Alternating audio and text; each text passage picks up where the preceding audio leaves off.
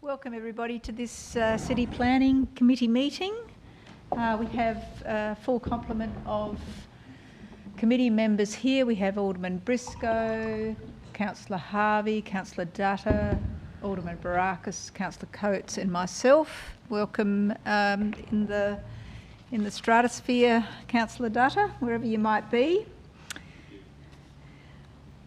I advise that all present today that that audio and video of this meeting is being recorded and live streamed to the community via the City of Hobart YouTube channel. And if there's any elected member present who has not yet signed in to the meeting in accordance with our COVID-19 Safe Plan, please do so now, and please turn your mobile devices either off or to silent. In recognition of the deep history and culture of this place, I wish to acknowledge the traditional custodians of the land upon which the City of Hobart was built. I acknowledge the determination and resilience of the Palawa people of Tasmania, who have survived invasion and dispossession and continue to maintain their identity, culture and rights. I recognise the value of continuing Aboriginal knowledge and cultural practice and pay my respect to elders past, present and emerging. So we have nobody to co-opt. Can I have somebody move that we confirm the minutes, please? Councillor Harvey. Thank you. Those in favour? Those against? Item is carried. Consideration of supplementary items. I don't think we have any. Item 4, indications of pecuniary and conflicts of interest. Nope. Item 5, transfer of agenda items. Nope. Item 6, Planning Authority items, consideration of items with deputations. Can I have somebody move that? Alderman Barakis, thank you. Those in favour? Those against? Items carried. Item 7, committee is acting as a planning authority. And we go to item 7.2.1, which is our first item with deputations. That's 1 Trumpeter Street Battery Point, partial demolition and alterations. Dr. Susan Blackburn, hello. Would you like to come to the table, the semicircular table? Thank you. And if you just speak into one of the microphones, thank you. You can. Please be seated. Yeah. And you have 5 minutes to address the committee and then we'll ask questions. Okay. Thank you. Oh, good afternoon, Deputy Lord Mayor and Chair of the City Planning Committee and Councillor and Alderman committee members. Thank you for the opportunity to give this deputation on the development application for 1 Trumpeter Street Battery Point. I do this as a resident of Battery Point for more than 30 years, with 25 years as owner of 1 Trumpeter Street, a charming 1870s cottage set in a unique heritage precinct within Battery Point, adjacent to the slip yards that influence so much of Battery Point. As well, until my move this year away from Battery Point, I was a member of the Battery Point Community Association Committee, taking heritage issues as a special focus on behalf of the committee. So the destruction by the new owners of 1 Trumpeter Street of the entire interior of the cottage is quite breathtaking to me. I submitted a detailed representation and I hope from that you've had time to walk through the cottage from the front door beyond the 4-room cottage to the early 20th century heritage toilet as given in my representation. I have a slide which is up there. It's more for a backdrop. It shows a part of the rear part of the 4-room cottage and does include showing features such as a built-in cedar cabinet, 19th century.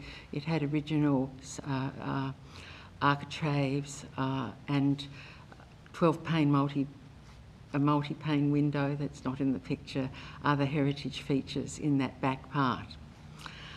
So with my detailed knowledge, I strongly disagree with Fraser Reid of All Urban Planning that the proposal presents a net benefit in terms of heritage outcomes.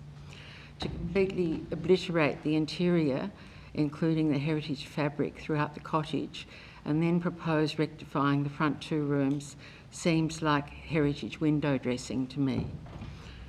Brad Williams in the Praxis report documents heritage items impacted and much needed recommended rectification works.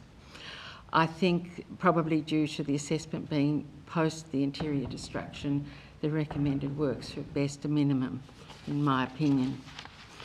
A glaring omission in all the documentation of the floors. I described wide eucalypt floorboards in good condition. Seeking heritage advice in the last 2 weeks, I can confirm that the 4-room cottage and veranda had 6-inch wide hardwood floorboards typical of the 1820s to 1870s. Looking at the slide that I have up there, we move to the next slide. It's actually the same room. This has come to me belatedly as well. So it's showing it's supposedly March, which is rather amazing because it's only weeks after ownership transfer. You can see floorboards that are in the front bedroom there. So the proposal diagrams give timber floor in the veranda, carpet in the front 2 rooms, and timber in the rear of the cottage. What timber? What is under the carpet? Is it particle board or 6-inch wide floor, hardwood floors? Cultural Heritage Council officers Sarah Waite and Michael McClellan recommend approval of the proposal with some permit conditions. 2 of them are heritage-based and relate to the external and appearance of the cottage in the precinct and are very important, the roof and the fence. I urge the committee to add further conditions that strengthen the current proposal internally, including flooring throughout, like-for-like materials and other issues that I've not had time to elaborate on, but I would be more than happy to advise Council on if needed. And in conclusion, the destruction of the built heritage of local to national significance just must not occur again. I urge Council to strengthen regulations to protect heritage and increase community awareness. As in this case, it is often the simple buildings that are eroded forever and need particular scrutiny and protection. Thank you. Thank you very much. I'll open it to the committee for questions. Are there any questions? Councillor Dutta, do you have any questions?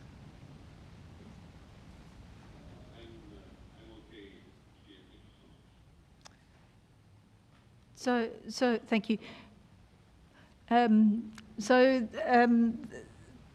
You feel that I've read your representation in great detail, so you feel that there's a significant loss of this heritage, the heritage interior, and that will detract or has detracted from the overall legacy, I suppose, of heritage? Well, absolutely. I suppose what has happened is it's a 150-year-old house.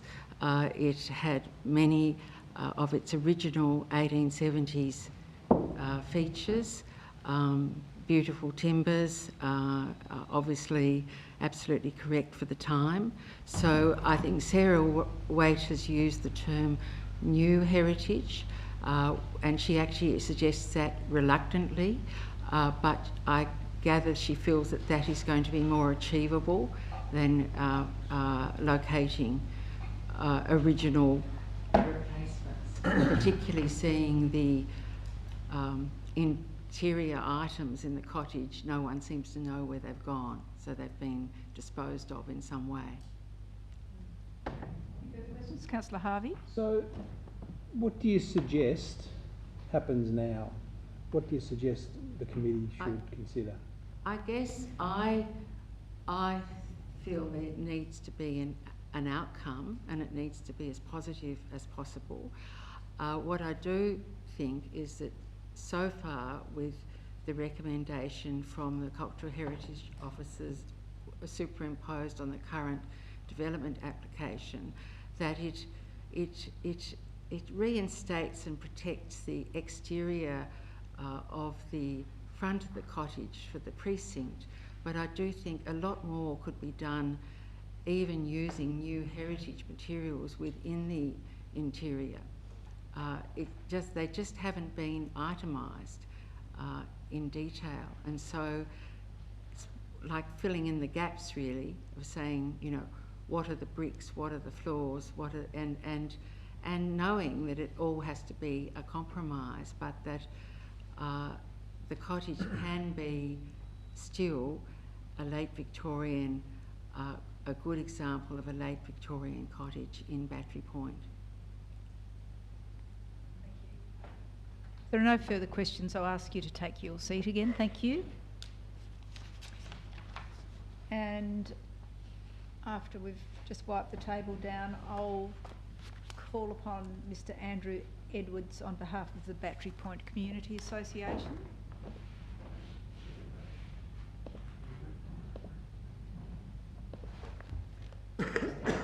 Everyone, thank you for the time. From the Battery Point Community Association's point of view, we see there are two aspects. There's firstly the illegal demolition of what's gone on, and I understand that it's been taken before the Magistrates Court, which has adjourned the matter subject to a retrospective DA. It almost implies to us that a retrospective DA will absolve the proponent from illegal works. And if you like to draw a parallel, it's a mini Mount Stewart situation where illegal works have been done. So there are two aspects to it. If a retrospective DA is granted, as Sue Blackburn has said, there's no guarantee that the heritage issues will be appropriately reinstated. For instance, no one knows where the handmade bricks are from the roof, from the chimneys. The building has been re-roofed and so on. So what we would like to see Council do, and we said in our submission, is to make a public statement in relation to this, to reinforce the fact that A, Battery Point has heritage values and illegal demolition is not to be tolerated. I don't know what's going to happen with the magistrate's ruling. Will that just be absolved? Or will the prosecution be annulled? Because if Council give a retrospective DA today, does that imply that the illegal activity has been condoned? And that's a question we would like addressed publicly. Well, so have you finished now, Mr. Edwards? Well, I'll put that to you, Mr. Noy. Is it condoning this treatment of an interior? No, Chair, no, it isn't. I think we're pursuing the matter through the courts as a separate matter, and this is a planning application which we need to consider under LUPA. So enforcement matter is, while related, is a separate matter. Did you hear that, Mr. Edwards? Yeah, I think so. Yep. Thank you. I understand you're pursuing the court matter in parallel to this retrospective DA, is that right? Chair, well, if you're not aware, it's unfortunate that the owner has passed away, so that does have some implications, as I'm advised by Miss Obi, but Miss Obi might want to add anything further. Thank you, Chair. I'm aware of that, that he has passed away. The title is in joint names, and unfortunately the estate will have a lot of things to do in relation to everything associated with this application. But in principle, the association is looking for a statement from Council about A, illegal demolition, and B, that they have the teeth to pursue it. And on the other hand, almost a separate issue is this retrospective DA, and that no doubt will be policed heavily in relation to the reinstatement of the heritage issues. Edwards, I'd like to hear from Ms. Aby, so perhaps you could answer. Thank you, Chair. The council did commence a prosecution against Mr. Prescott and given his unfortunate death recently, that those proceedings will be discontinued. We accept that the property is jointly held by another person, but the council is required to demonstrate to a very high standard of proof that individuals were involved in a breach of the planning scheme, and there's no evidence to support the other landowner having taken that action. So that's in a prosecution sense. We have taken enforcement action against both owners, and that enforcement action is pending, waiting the resolution of this item tonight. Thank you. I understand. And it's a very messy situation, awkward situation, and you wouldn't wish it on anyone really. But it's the principle of this illegal and the retrospective DA that the association would like addressed. Yeah, thank you. I think we understand that as a committee. So is there anything else that you wanted to add? Okay, so I'll open it to questions, and Alderman Briscoe is ready to go. Thank you, Mr. Edwards. From your representation, your significant issue is the illegal works, but you've made no comment about internal rearrangements apart from the fireplaces and the chimney. Many houses in Battery Point, I know, I've been into many of them, they look like 19th century workers' cottage, and you walk in and it's like something out of architectural magazine, later say. So is it your community association worried about the actual internals, apart from the ones that you've mentioned, chimneys and... The answer in principle is yes. We are aware of Sue Blackburn's interest and intimate knowledge of the building, and we would defer to her submission to you. I'm not here to pass a comment on internal. We've made a comment in relation to the two aspects to it, and I think that Sue Blackburn's submission is the most important one to consider the internal and heritage issues which have been addressed under the DA. Thank you. And there were other representations, as you're probably aware, Alderman Briscoe. Oh yes, I read them all. Yeah. Any further questions? Councillor Dutta, do you have any questions? Nope. No, I don't, Chair. Okay. Any further questions? Nope. Okay. If you'd like to take your seat, thank you.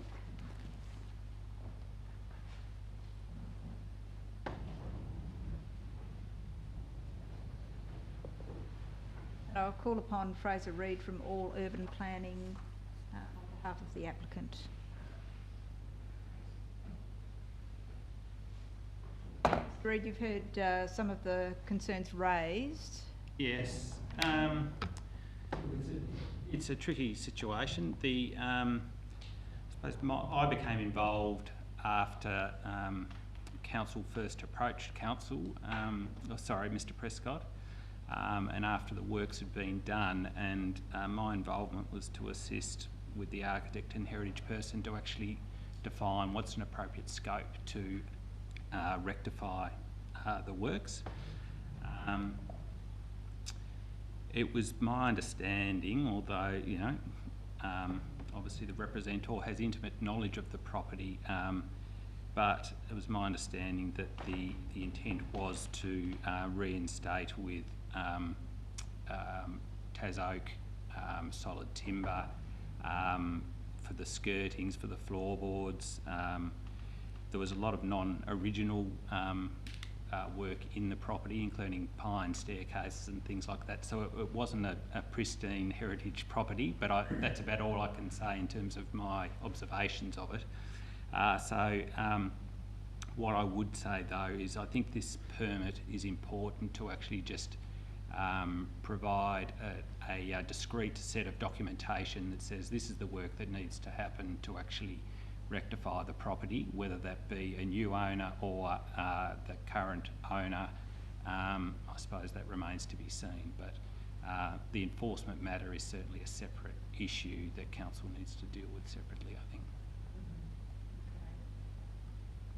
Is that it? Yeah. I just have a question, perhaps you'll be able to help, I'm not sure, but on page 100, as part of the background, it says that the complaint was made to council in April 2021, and then a site visit was undertaken on the 28th of June 2021. Do you know if there was any works done between the time of the complaint and when the visit occurred? I don't, I'm sorry. No, and I don't know if, probably, let's see, when I was first instructed on this one.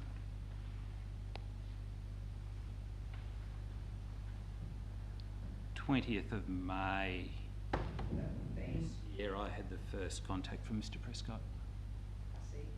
Okay. Thank you. Now, committee, do you have any questions? Councillor Harvey. Could you explain what you think are the requirements for restoration or to get this project through the planning scheme here? What's been agreed to in your understanding? The documentation captured in BYA's drawings, and that specifies, you know, the replacement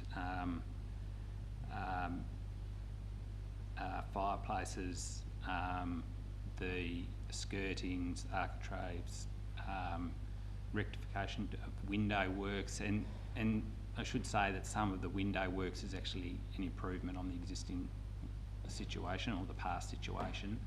So yeah, it's documented on that set of plans by BYA. Any further questions?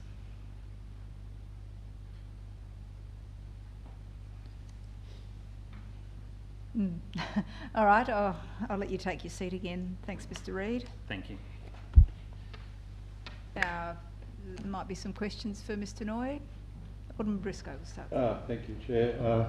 Yes, look, I'm still not sure of the compliance issue. So the first person who the council has taken to the magistrates' court is now deceased. Does that mean that the council will now change the person on the name of the complaint, or so that prosecution is null and void now? That's exactly right. It's basically the level of proof that we have to demonstrate to the court is a criminal standard of proof, and it's where there's no evidence based on the material that we've seen that Mr. Prescott's partner was and the co-owner was the person who was actually carrying out the activity. Right. So it's out of our hands essentially. Exactly. That we can't go ahead with the prosecution. So we can only consider the issues in front of us, the planning issues in front of us, not the compliance issues. Through you, Chair, that's correct. What's interesting about this, I understand that the community associations worry about this, that people will just do this and try and get retrospective permission. But in the end, the heritage officers of the council have recommended approval subject to conditions, and trying to get, whilst the previous owner did lament the internal changes that have happened illegally, the officers have come to the conclusion that the changes will be under the planning scheme with conditions. Yeah. So I'm happy to move the officer's recommendation, and I also lament if I owned this lovely cottage with a bit of a wide floorboards and etc., I would not be doing that sort of level of renovation or changes, but it's done. We can't go back, and the planning officers, including the heritage officer, with conditions, have agreed with that fits the planning scheme now. Thank you. So just so that I'm clear, the conditions for approval, do they suggest any reinstatement, Mr. Noy, or is there any sort of order to what might occur in the internal part of the house? Yes, Chair. Certainly, so far as the chimneys are concerned, there is a requirement for reinstatement consistent with the application. I mean, I think the officers do identify the challenge of trying to reinstate all of the, well, an authentic materials back into the building is challenging, and have not recommended that in this under these circumstances. Thank you. Councillor Harvey?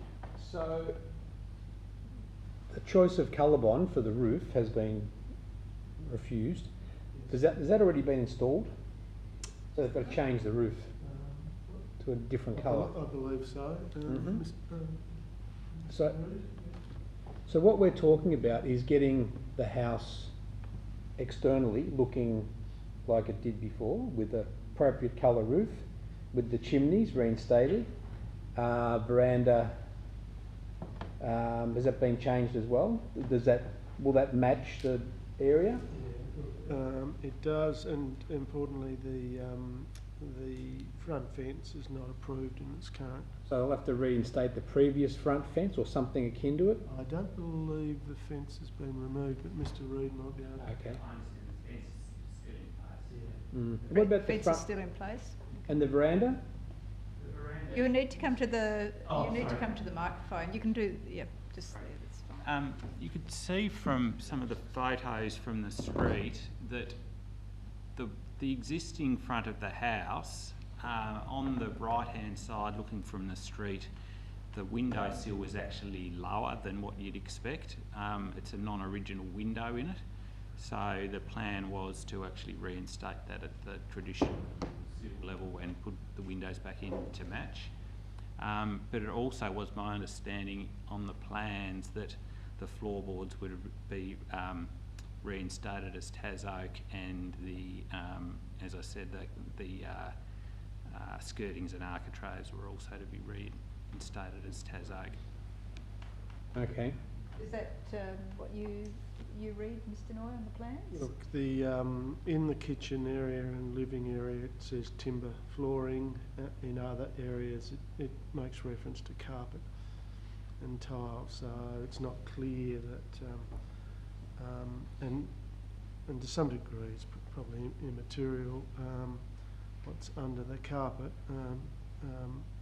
given that it's been removed, and the original fabric lost.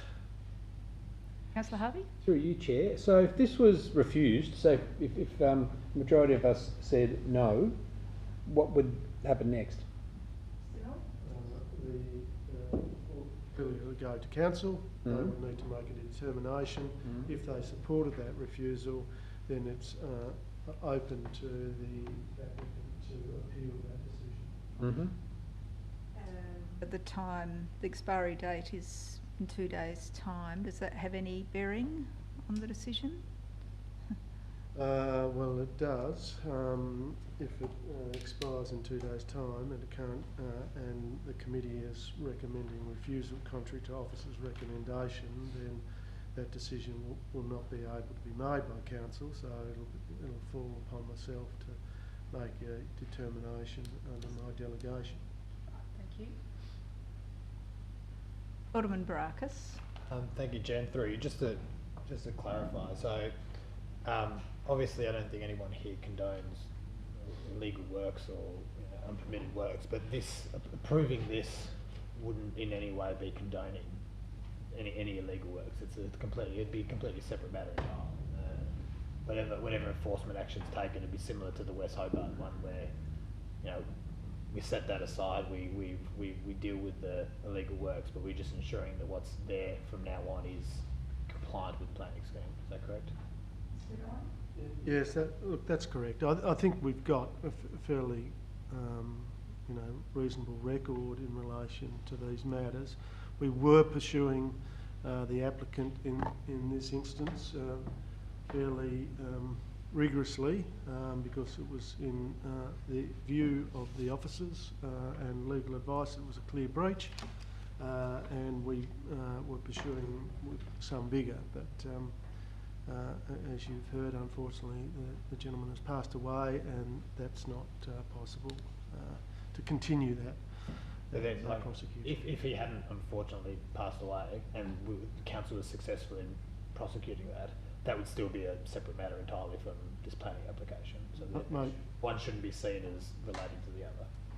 No, they're two separate legislative processes. Thank you. Chair, I'm inclined to support Alderman Briscoe's motion. I think there's a pretty comprehensive... Can you speak up a little bit, Alderman Sorry. Bryce? So it's just a little hard for people to hear at the back. Yeah, no, appreciate that. I'm inclined to support Alderman Briscoe's motion. I think there's a pretty comprehensive list of conditions to ensure that what does go forward in that place is sensitive and is compliant with the planning scheme, and that's ultimately the important thing there. We have, although some people might not be comfortable with what's going on there, but there's rules, and I think so long as what's being put forward is compliant with those rules, then I think beyond that, that's for the owner of the property to determine what's appropriate for that house, so long as it meets the relevant provisions of the planning scheme. So I'm happy to support Alderman Briscoe's motion to approve. Thank you. Councillor Harvey. So if pre-demolition of the interior and, destruction of elements of the house, if that had have come to us, did we have any, where did our jurisdiction lie? We could have said we reject the chimneys being taken down, but the other elements that were removed from the interior, walls, cabinets, things like that, other architectural stuff, could we have refused those other elements of the So if bill? it had come to us as a development Yeah, application. if it had come to us, Yes. pre all of this, requesting or advising us that they were going to demolish the interior, would we have had any grounds to say no? Is the interior protected? Yeah, yes, we could have. You could have. Yep, and we could have made them retain floorboards and. Yep. Okay. Heritage fabric. Yep. Councillor Coates. Look, thank you, Chair. It's an interesting application, only from the circumstance we find ourselves in. Broadly speaking, and obviously we've heard from the Battery Point Community Association that in their view, we need to somehow send some sort of a message to them. But I guess going back to the start, where it's interesting. I'm reading the ad now for when this place was sold. And it talks about you'll want to renovate. It had a renovation done in the 1996. It had a veranda put in the 40s. It's clearly something that's had changes over the years, and we'll never know if it was just a deliberate sort of attempt to do it, or if it was because the person's passed away. But often on these ads you see, subject to council approval, that sort of thing. But I'm just curious, Director, to the broader point about sort of community engagement and how we stop this from happening in the first place. But do we ever monitor sort of these sort of things and go out and let the real estate agents know? But if you're selling this, you can't necessarily sell it as a renovator's delight because it is subject to council. I know it's a broader question, but I feel because we've got the community representatives in the room. I mean, there is certificates that property owners will obtain during the property transfer process that spells out what controls that apply, and I think it would be very difficult to believe that this purchaser did not know that this was a heritage listed site in the centre of heritage listed precinct. Yes, it was. And whose responsibility is it? Well, it's the individual who takes the action. So that would. Sorry, Councillor Coates, have you finished? Look, I mean, it's a funny one because normally you'd want that prosecution to go ahead, and that would be the example. And there'd be,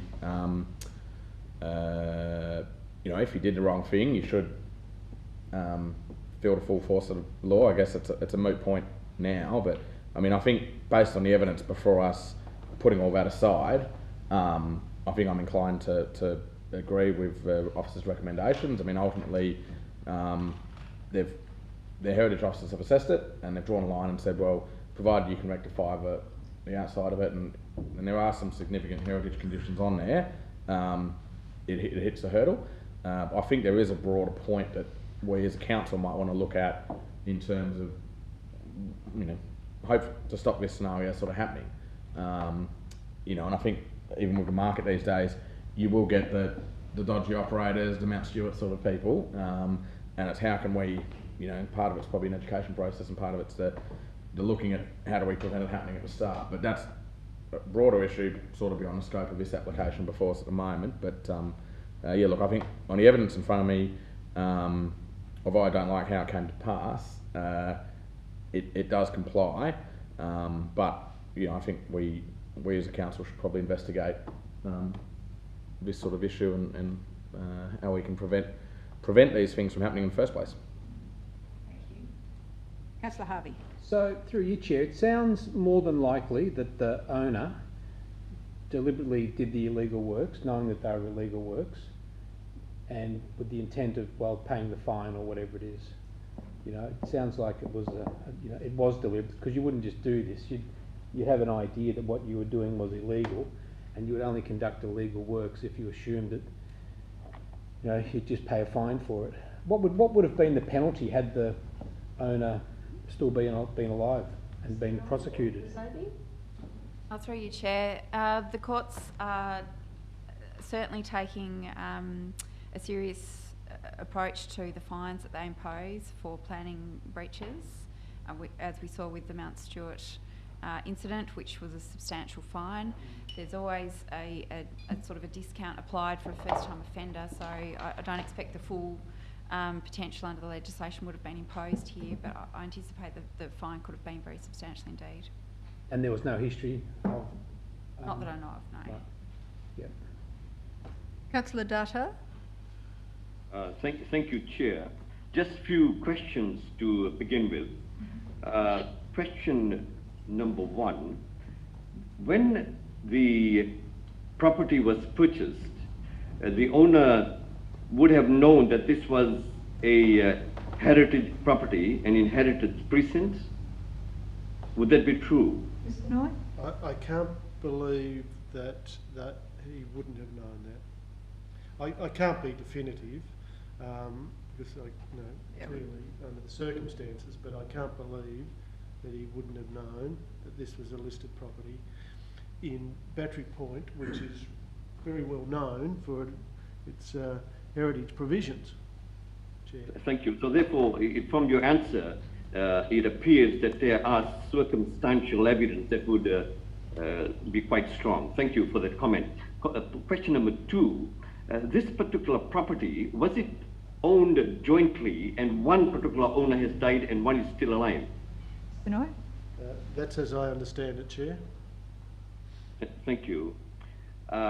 Question number three, is it true and correct, as I am reading, that the officers have reluctantly made recommendation for this to be approved? Would that be a correct summation? Mr. Noy? Well, under the circumstances, they've reluctantly recommended approval. I think if it was as a new application without the demolition having occurred, previously occurred, then I think the recommendation may be different. Thank you so much. I just want to make some comments now, Chair, with regards to this matter. Firstly, the issue of legality is a separate issue, and I think we all understand that quite clearly and make that demarcation that we are not looking at the legality of this matter because that is not our jurisdiction, but we have the jurisdiction to look at this matter under development application as it has come to us. So that is what I'm addressing. The development application that is in front of me and what I've read, I believe that had this matter been brought to us without prior instruction, we would have not approved it. That is what I am hearing. Therefore, I am of the view that I will reluctantly not support this particular application. Thank you. Thank you.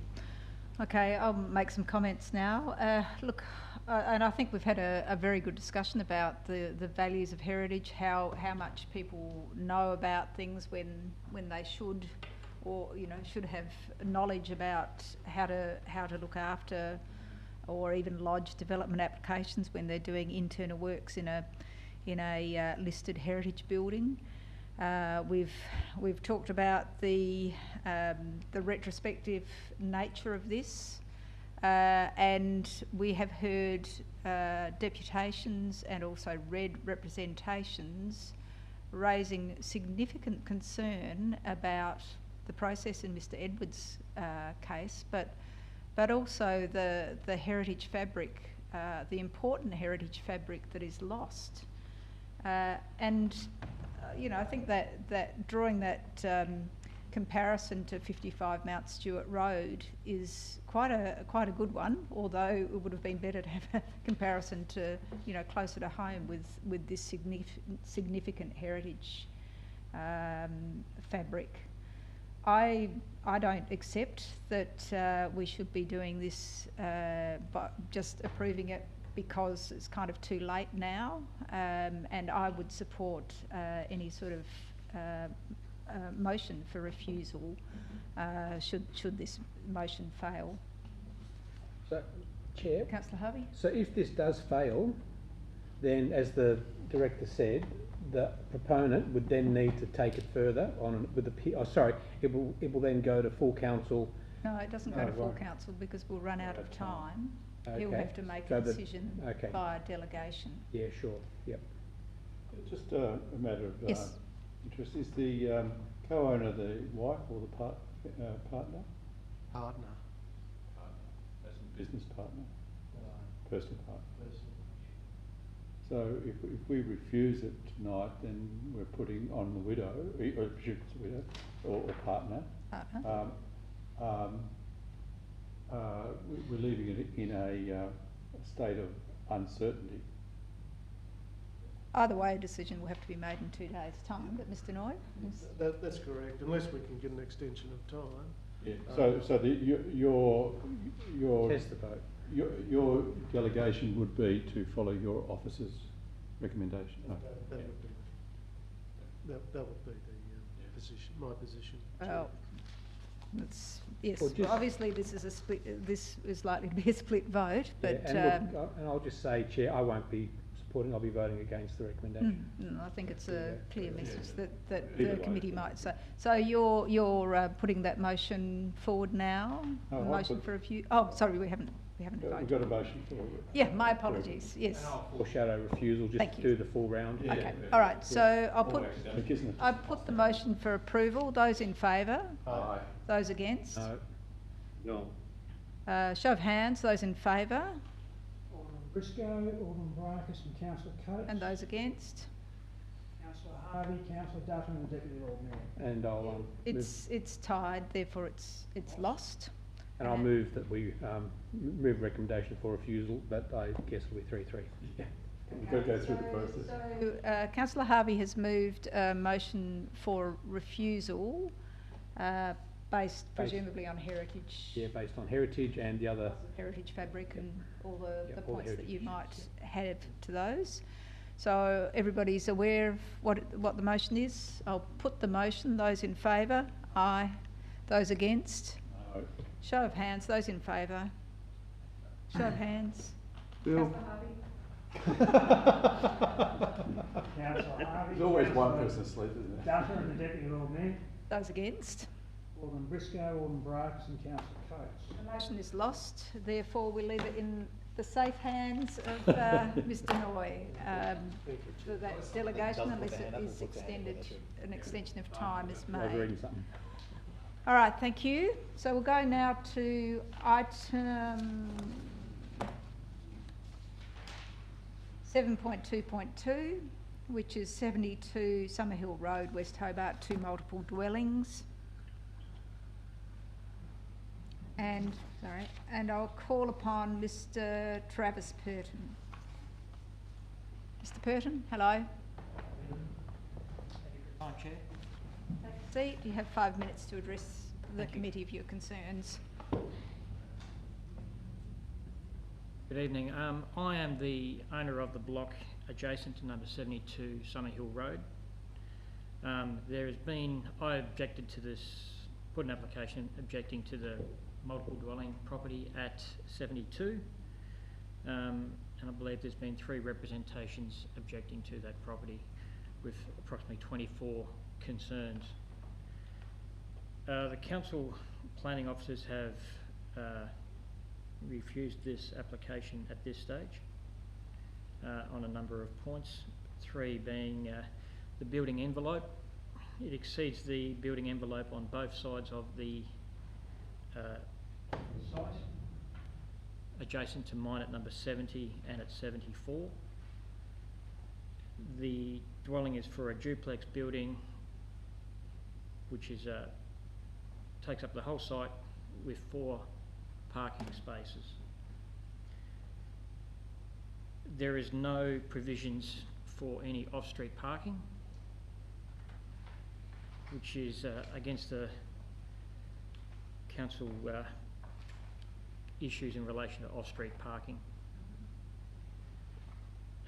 The parking site on that location and entry is extremely steep and has a gradient measured so far at 15.6%, and the acceptable practice is 12.5.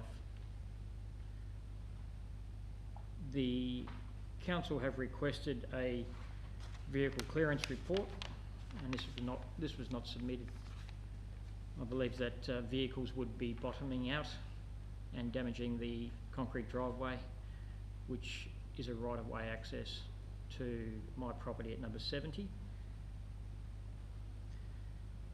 In relation to the off-street parking, the nearest parking to that location is approximately 70 metres away on a steep incline on Summerhill Road.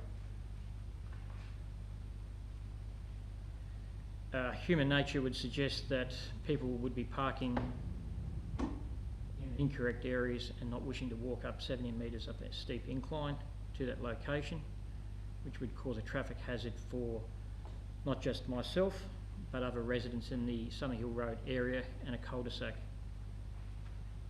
Cul-de-sac is a no parking area. It is for turning circle only, and this would pose a significant risk to vehicles gaining access to other areas of that cul-de-sac.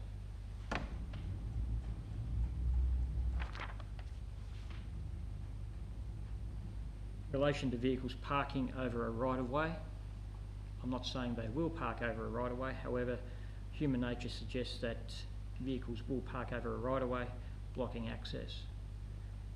That can lead to conflict between neighbours, which nobody wants, but human nature will suggest that it does occur when that occurs. Also, in relation to the gradient of the access up the driveway not meeting Australian standards, the vehicle area is concreted, which can also cause issues at that site in relation to ice forming over winter periods, which can lead to dangerous situations as well. I am all for development in that area. I understand it is a new subdivision and houses are designed to be built in that area. However, I don't believe that having a duplex style large building in that area is fit for purpose, and in relation to the building criteria, I don't believe it to comply. Thank you. Thank you. Okay, are there any questions, Mr. Burton? Councillor Coates? Look, thank you for coming tonight and providing a representation. I was just wondering, obviously it's neighbouring property, have you had much in the way of consultation with the owner? None whatsoever, only the planning application. Okay, thanks. So yours is south of this? Yes. Yep, okay. And have you've started building there or not? No, I haven't, but I recently, last week, I received a planning permit for construction. Okay, right. All right, yes, I can see where the road goes and where the right-of-way is as well. Any further questions? Councillor Dutta, no?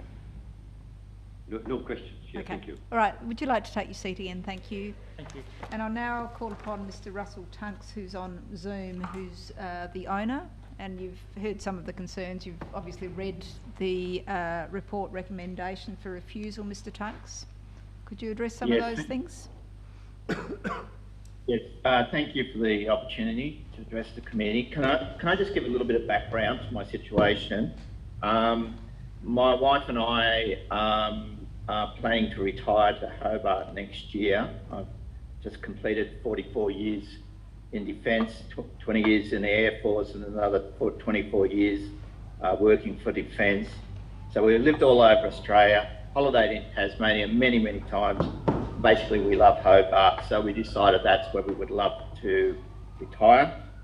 When we found this block of land early in, late in 2020, we decided this met all our requirements, and we decided to build our retirement home there.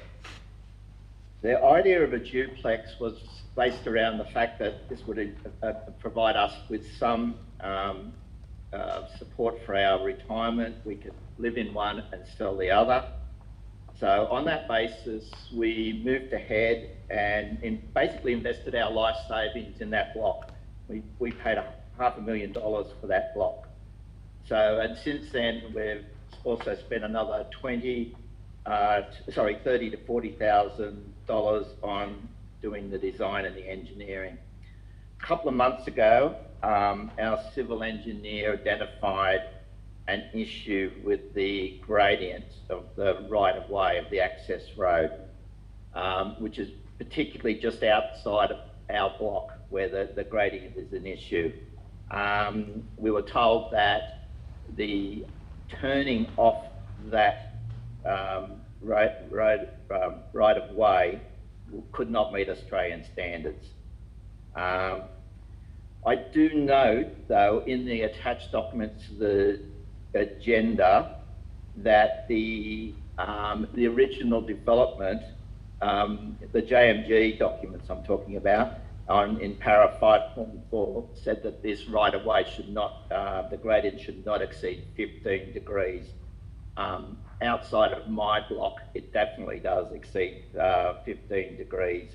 And I think at the point of access to the townhouses, it's somewhere around 17.3 or 16 degrees. So basically we are sitting with a block that we can't access based on the Australian standards. So at this point in time, we decided, based on our advice from our engineer and that we would submit our application anyway for assessment. And obviously it's now been rejected, and that's why we're here.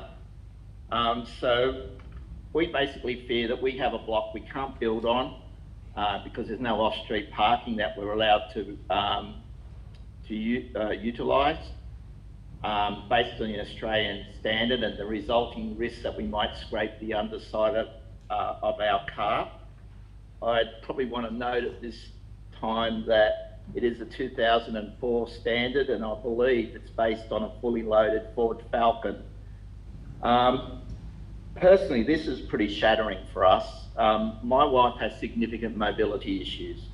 She's had 2 knee replacements, she's had an ankle reconstruction, she's got both forms of arthritis, and basically, if we can't get on-site parking, we cannot live here. You'll note in our plans that we were building a lift. That was obviously to mitigate the problems that she faces, and also West Hobart, we have all the facilities and of North Hobart and West Hobart on our doorstep. What are our other options? Well, we could try and sell the land, but I would say that in good conscience, how am I going to sell a block of land which I know has been rejected for access, and the fact that you can't have off-street parking there? So basically, we're now facing a situation where to sell the block of land, we would lose a considerable amount of money. I believe we've purchased this block in good faith. believing that the development would meet all of the Australian planning standards and other regulatory requirements. It's a relatively new development. There's large blocks of land, and I think any reasonable person would believe that there would be off-street parking on each block. And especially when we bought, there is no caveats on this block to say that you can't have off-street parking because of the fact that the right-of-way is too steep and you can't turn off it and meet the Australian standards.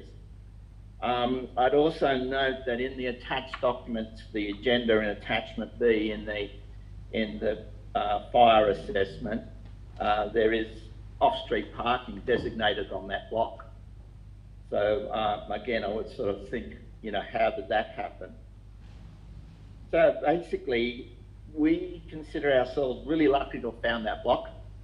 We've been really dreaming of coming down there and living in Hobart. We believe we are now being placed in a situation through no fault of our own. Our financial position is now compromised at a time in our lives where, you know, I can't go back. I'm 68 now.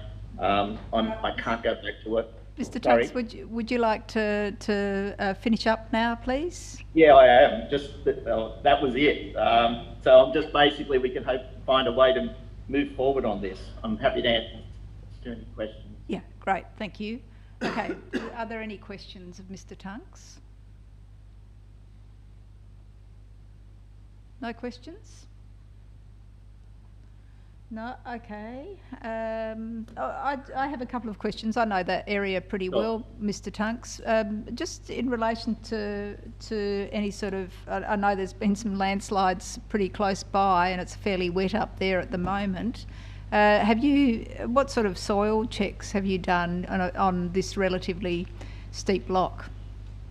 It's had the full soil test done before we even started. We believe, I'm just remembering off the top of my head, but I think about a metre down there's rock.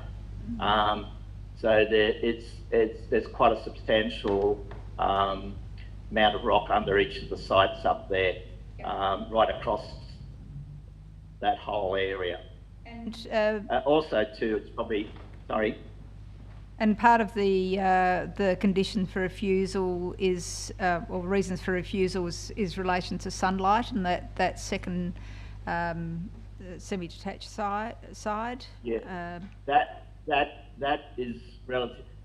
The reason I've addressed the entrance, because without the entrance, there's no way I can address any of the other rejections. The sunlight is relatively straightforward. We can reduce the height of the wall. We could put glass bricks into that and achieve the sunlight requirements.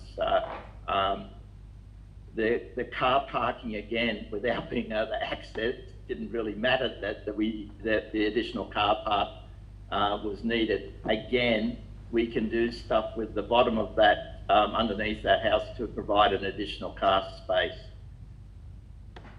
That's not what we have before us.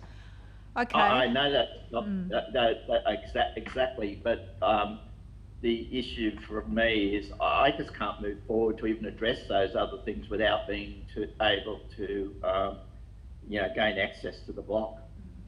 Okay. If there are no further questions, thank you very much. Oh, you do, Alderman Briscoe? Look, I'm very sympathetic towards your predicament, dilemma. I think the application does run out of time. If there was a move by the council to give you more time to consider some other solutions, would you be amenable to having an extension of time for your application to be considered? It doesn't expire till the 12th of December. Oh, 12th of December. Yeah. Sorry, I thought for some reason I thought it was a lot closer than that. Yeah. One option for you would be to ask your application to be deferred, if you aren't or realise that, to consider further solutions to your problems. Okay, no, I didn't realise that. So, reality is I want to retire to Hobart and I need this block of land to be able to use to reside on. I'm willing to, negotiate whatever because that's, where I want to be when I retire. So I am willing to negotiate on that basis. Thank you. So the other option is that we can have a decision tonight. It would go to full council next week. So depending on the decision tonight, there might be ways to discuss with officers. Now, are there any further questions? Councillor Harvey? Oh, no, sorry. No, okay. Directed to the Director. I'll open the item for discussion, and I'll ask Mr David Morley to come and answer any questions. Oh, there you are. Thanks, Mr Morley. So, from engineering? Yeah, Senior Development Engineer. Senior Development Engineer. Thanks, Mr Morley. So if there are any questions relating to the driveway, the right-of-way, the gradient, please ask the question. So I'll open the item for discussion. Councillor Harvey. Yeah, through you, Chair. Well, I guess that's the question. What could be done with the driveway to make it comply, and add an extra car park maybe? Is it possible to push the development back up the hill even further and level it out a bit lower? Potentially. There are probably too many car parking spaces on there.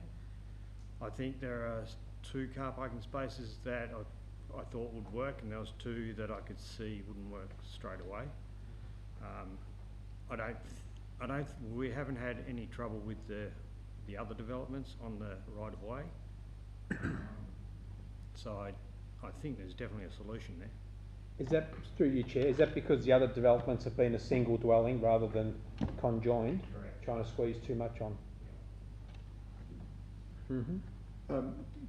As the question, the applicant just said that he's willing to have a redesign, so to put an extra car park underneath the buildings. Would that work? So rather than a car space, well, am I reading this correctly, that your concerns is that there are 2 extra car spaces? Two extra car spaces. Does not work on this site? Does not work. Basically, the access, they all come perpendicular from the right of way onto the block. The problem with that is the northern duplex, I don't think can make gradients. Requests for information were asked several times for those gradients, but were never presented. So it was difficult to assess. However, I don't think it would have made it anyway, but there is enough room for 2 cars on the block, and I think that would make it quite easily with some detailed design. So 2, so 1 for each of the dwellings? Well, planning scheme allows for 2 per dwelling, so I think. Look, I think the issue is trying to get 2 townhouses on there with the car parking requirements of 2 spaces per dwelling plus 1 visitor space. If there was only 1 dwelling, we believe that they could be designed in such a way to make those car parking spaces comply, and you wouldn't need an additional space for a visitor car park. So it would be a substantially new application. There may be other options, but they're not evident to us. But our engineer has just suggested there would be solutions given time in a discussion. Yeah, I think you could come with a solution. You would get 2 car parking spaces accessing the lot quite easily. But not 4, so one unit, one bigger unit rather than 2 small ones. Yeah. Okay, any further questions of Mr Morley? No, okay. Can I ask a question? Am I allowed to ask a question? Not technically, no. Okay. But ask the question. Go ahead. What's your question? I just want to confirm that if I built a single residence there, that the council would approve it, and because it still would not meet the Australian safety standards. There is no way, without removing that right of way and rebuilding it back to what it should have been built to in the first place, that I could not meet it even with a single residence. That's my question. Yes, okay. Mr Morley, would you like to answer that? I don't think there's anything wrong with the right-of-way. I think it's definitely possible to get 2 vehicles on there. I think there's room for access. The access just needs to be designed correctly. So not going directly up, basically? Not directly up. You can see it's like a T sort of intersection. The northern property goes directly straight ahead from the T intersection almost, and that's the problem child. And I think the way the right-of-way is, and I have inspected the whole right-of-way, I think it's pretty compliant. I haven't done a full surveying assessment, but I'm satisfied that the right-of-way works quite well.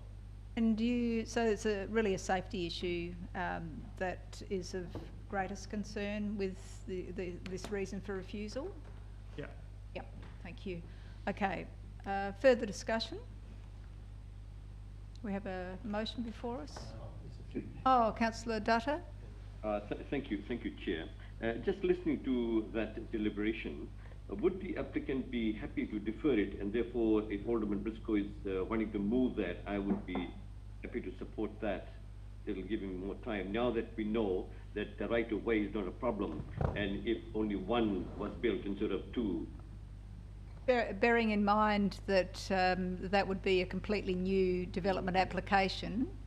Yes, so the applicant will understand that.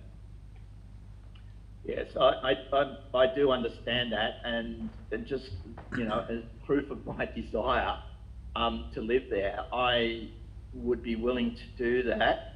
I would probably virtually take the same design and just scale it down a bit and remove the wall in the middle, the party wall. But to me, it's so important that, that removes my risk of, losing the value of the land I've, put my money into. It means I still can live there. So while it's not the most, sorry. Mr Tunks, you're suggesting, and it's quite possible to put in a new development application, but it would be substantially different, and we can't just defer when we can't just defer and expect that something there are minor amendments to a development applications, because these aren't necessarily minor. I'm just sorry, Alderman Briscoe. I'm just explaining to Mr Tunks. Thank you. Defer. That's okay. Thank you. You still can defer. Alderman Briscoe. Yeah. Thank you. Yeah, that's good. So I was just explaining that it's not necessarily an automatic approval. Oh. There is a further and lengthy process to go through with further designs and so forth. You understand that, Mr Tunks? Thank you. Okay, thank you. Alderman Barakis, before we put this motion? Well, not just yet, Chair. I think there's probably others that want to have their say on this one as well. I'm happy to foreshadow if Alderman Briscoe didn't want to jump into it, but I won't move it just as yet. But look, I do feel for the applicant, and I think, as we've done in other cases, if perhaps we defer and perhaps we come back and the applicant is able to make amendments to the plan that don't constitute a substantially different development, perhaps he's not able to do that. But I think, given that we talk about one visitor space and that private, the sunlight for a private space, I think there are things that are potentially not unrectifiable, and I think it would be right to give the applicant the opportunity to do that. I think I see the situation that he's in, and I think this is ultimately, all other things considered, a good development. So I would be happy to foreshadow that motion for deferral, give the applicant a chance. Perhaps he can't, and he has to come back with a brand new application, but this might save that whole process from having to start again from scratch. And Director, I would assume that if we do grant that reprieve and that deferral, that officers will be able to work with the applicant to try and advise him on what would be appropriate insofar as the sunlight for the private space and the visitor parking. Yes, look, we're more than happy to provide the same advice that we provided him earlier to work with him to get a resolution to this, because we think that there's certainly scope for a house on this site and with a slightly different configuration. Further discussion? Councillor Harvey? So I guess the question is, I'm happy to support a deferral, but is a deferral the best way forward, or is it withdrawal and then another submission? Look, I think in fairness to the applicant, he needs to fully digest this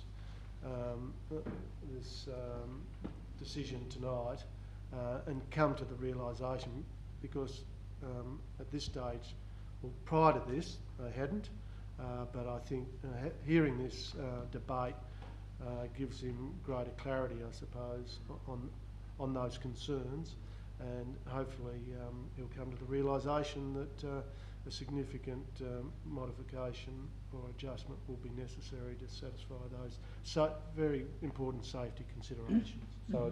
So a deferral would be appropriate at this point. Yeah, I'm happy to support a deferral. Okay, all right. So who's putting this? Who's going to put their hands up first? All right, Alderman Barakis. Motion for deferral. I'll put that. Those in favour? Aye. Those against? Motion's. Are you for or against? In favour. In favour of the deferral. So that's carried unanimously, Mr. Tunk. So it's a good idea to get in contact with the officers. Thank you very much. Okay, thank you very much for your time and consideration. Thank you. Now, item 7.1.1, which is consideration under the Sullivan's Cove planning scheme, and it's 19 Morrison Street, Hobart, for partial demolition alterations to the former telegraph. And we have Mr. Cameron Brett here. Mr. Brett, come forward. Hello. Thank you. You have 5 minutes to address the committee. Thank you. Thank you, Deputy Lord Mayor Burnett, and thank you, Hobart City Council Alderman, for giving the opportunity to speak today against the development of a rooftop bar at 19 Morrison Street. As Deputy Lord Mayor Burnett said, my name is Cameron Brett and I'm a Director of Sullivan's Cove Apartments. We're a group of award-winning 5-star self-contained apartments around Hobart's waterfront. We were established in 2007 and now represent over 50 apartments. Today I specifically represent Gibson's Mill Apartments, which is located at 17 Morrison Street, and it's a collection of 12 self-contained apartments. This collection of apartments was developed from 2010 and opened in February 2013. When developing the apartments, we spent nearly $500,000 to soundproof our building against external noise by double glazing, additional soundproof walls in the apartments, and also in the car park at the lower level. Unfortunately, despite these efforts, the structure of the Telegraph Hotel next door, their ground floor especially, has seen noise penetrate our building early into the mornings of our busiest trade periods, which are the weekends. For nearly 10 years, we've suffered annual losses of between $30,000 to $50,000 due to refunds and cancellations associated with noise complaints from 19 Morrison Street. It became obvious that the Telegraph Hotel had never invested in any soundproofing, and as such is not fit for purpose as an entertainment venue. Whilst we generally support the refurbishment of the hotel as per the proposal to attract a clientele more fitting with the brand of Sullivan's Cove, the rooftop bar is a bridge too far. The proposal is tabled PLN 21618 clearly has not addressed any of the issues that would obviously be created by the proposed rooftop bar. The proposal is misleading in its impacts, contradicts itself, and emits glaringly amenity, privacy and noise impacts that the proposal would lead to. The developers have also failed to engage with us, their nearest neighbours, those that would be most impacted, prior to the submission of the planning application. I can only assume that the developers of this proposal hope that the council and their neighbours, ourselves, would be asleep at the wheel and not object to this inappropriate development. I refer the council to page 3 of their development application, which shows photos of the subject site, conveniently leaving out photos which show the extreme proximity of our apartment windows to the proposed rooftop bar. I also refer the council to page 5 of our representation, which clearly shows the windows of 6 of our apartments immediately adjacent to the proposed rooftop bar. This photo also clearly shows that there is not only potential noise issues, but privacy issues as well. Page 4 of the proposal also fails to identify west of the proposed development that there is also accommodation that has suffered from noise issues from the Telegraph Hotel, which is located at number 2 Despard Street. And it also has omitted that Gibson's Mill is actually purely accommodation and not a mix of offices, restaurants and accommodation as it states. The mixed-use building is actually 11 Morrison Street, which is next door to the Gibson's Mill. Page 5, section 2.1 of the proposal states that the orientation of the bar is towards the northern portion of the site, which is facing towards our building, Gibson's Mill. Then it goes on to contradict this on page 12, section 4.3, where it states that the orientation is now towards the street frontage to reduce noise. I would also like to refer Council to the management plan prepared by the Australian Venue Code in relation to noise and considering neighbours on page 4. All of these motherhood statements about reducing noise and impacts on the neighbours are just that. There are actually no strategies in place to reduce noise because with nearly 300 people utilising this space till 1 a.m, there are no measures that would reduce the noise to levels that would enable our guests in 6 of our 12 apartments to get a good night's sleep. In 2018, the Council rejected a similar proposal behind Rockwall Bar and Restaurant on similar grounds that I've presented already. In conclusion, I urge the Council to not only reject the rooftop bar component of this development on grounds of noise and loss of amenity to Gibson's Mill Apartments at 17 Morrison Street, but to also ensure that the developers make good on soundproofing 19 Morrison Street whilst undertaking the refurbishment of the ground floor and level 1 to reduce further noise issues that we and our fellow accommodation providers have already suffered over the last decade. Unfortunately, I don't believe that this proposal passes the pub test. Thanks, Mr. Brett. Thank you for your time. Open it for questions. Councillor Harvey. So all of the windows that look over the hotel are all accommodation rooms? That's correct. Okay. Mm-hmm. Okay. Alderman Briscoe? Yes, you may not be aware that the officers have proposed a new condition, an additional condition. Are you aware of that one, the noise condition?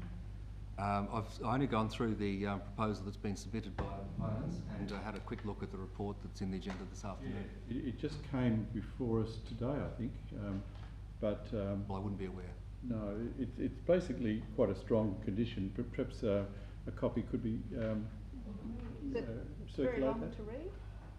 Oh, we're going to put it up? It can be put up on the screen. But we'll put it up on the screen.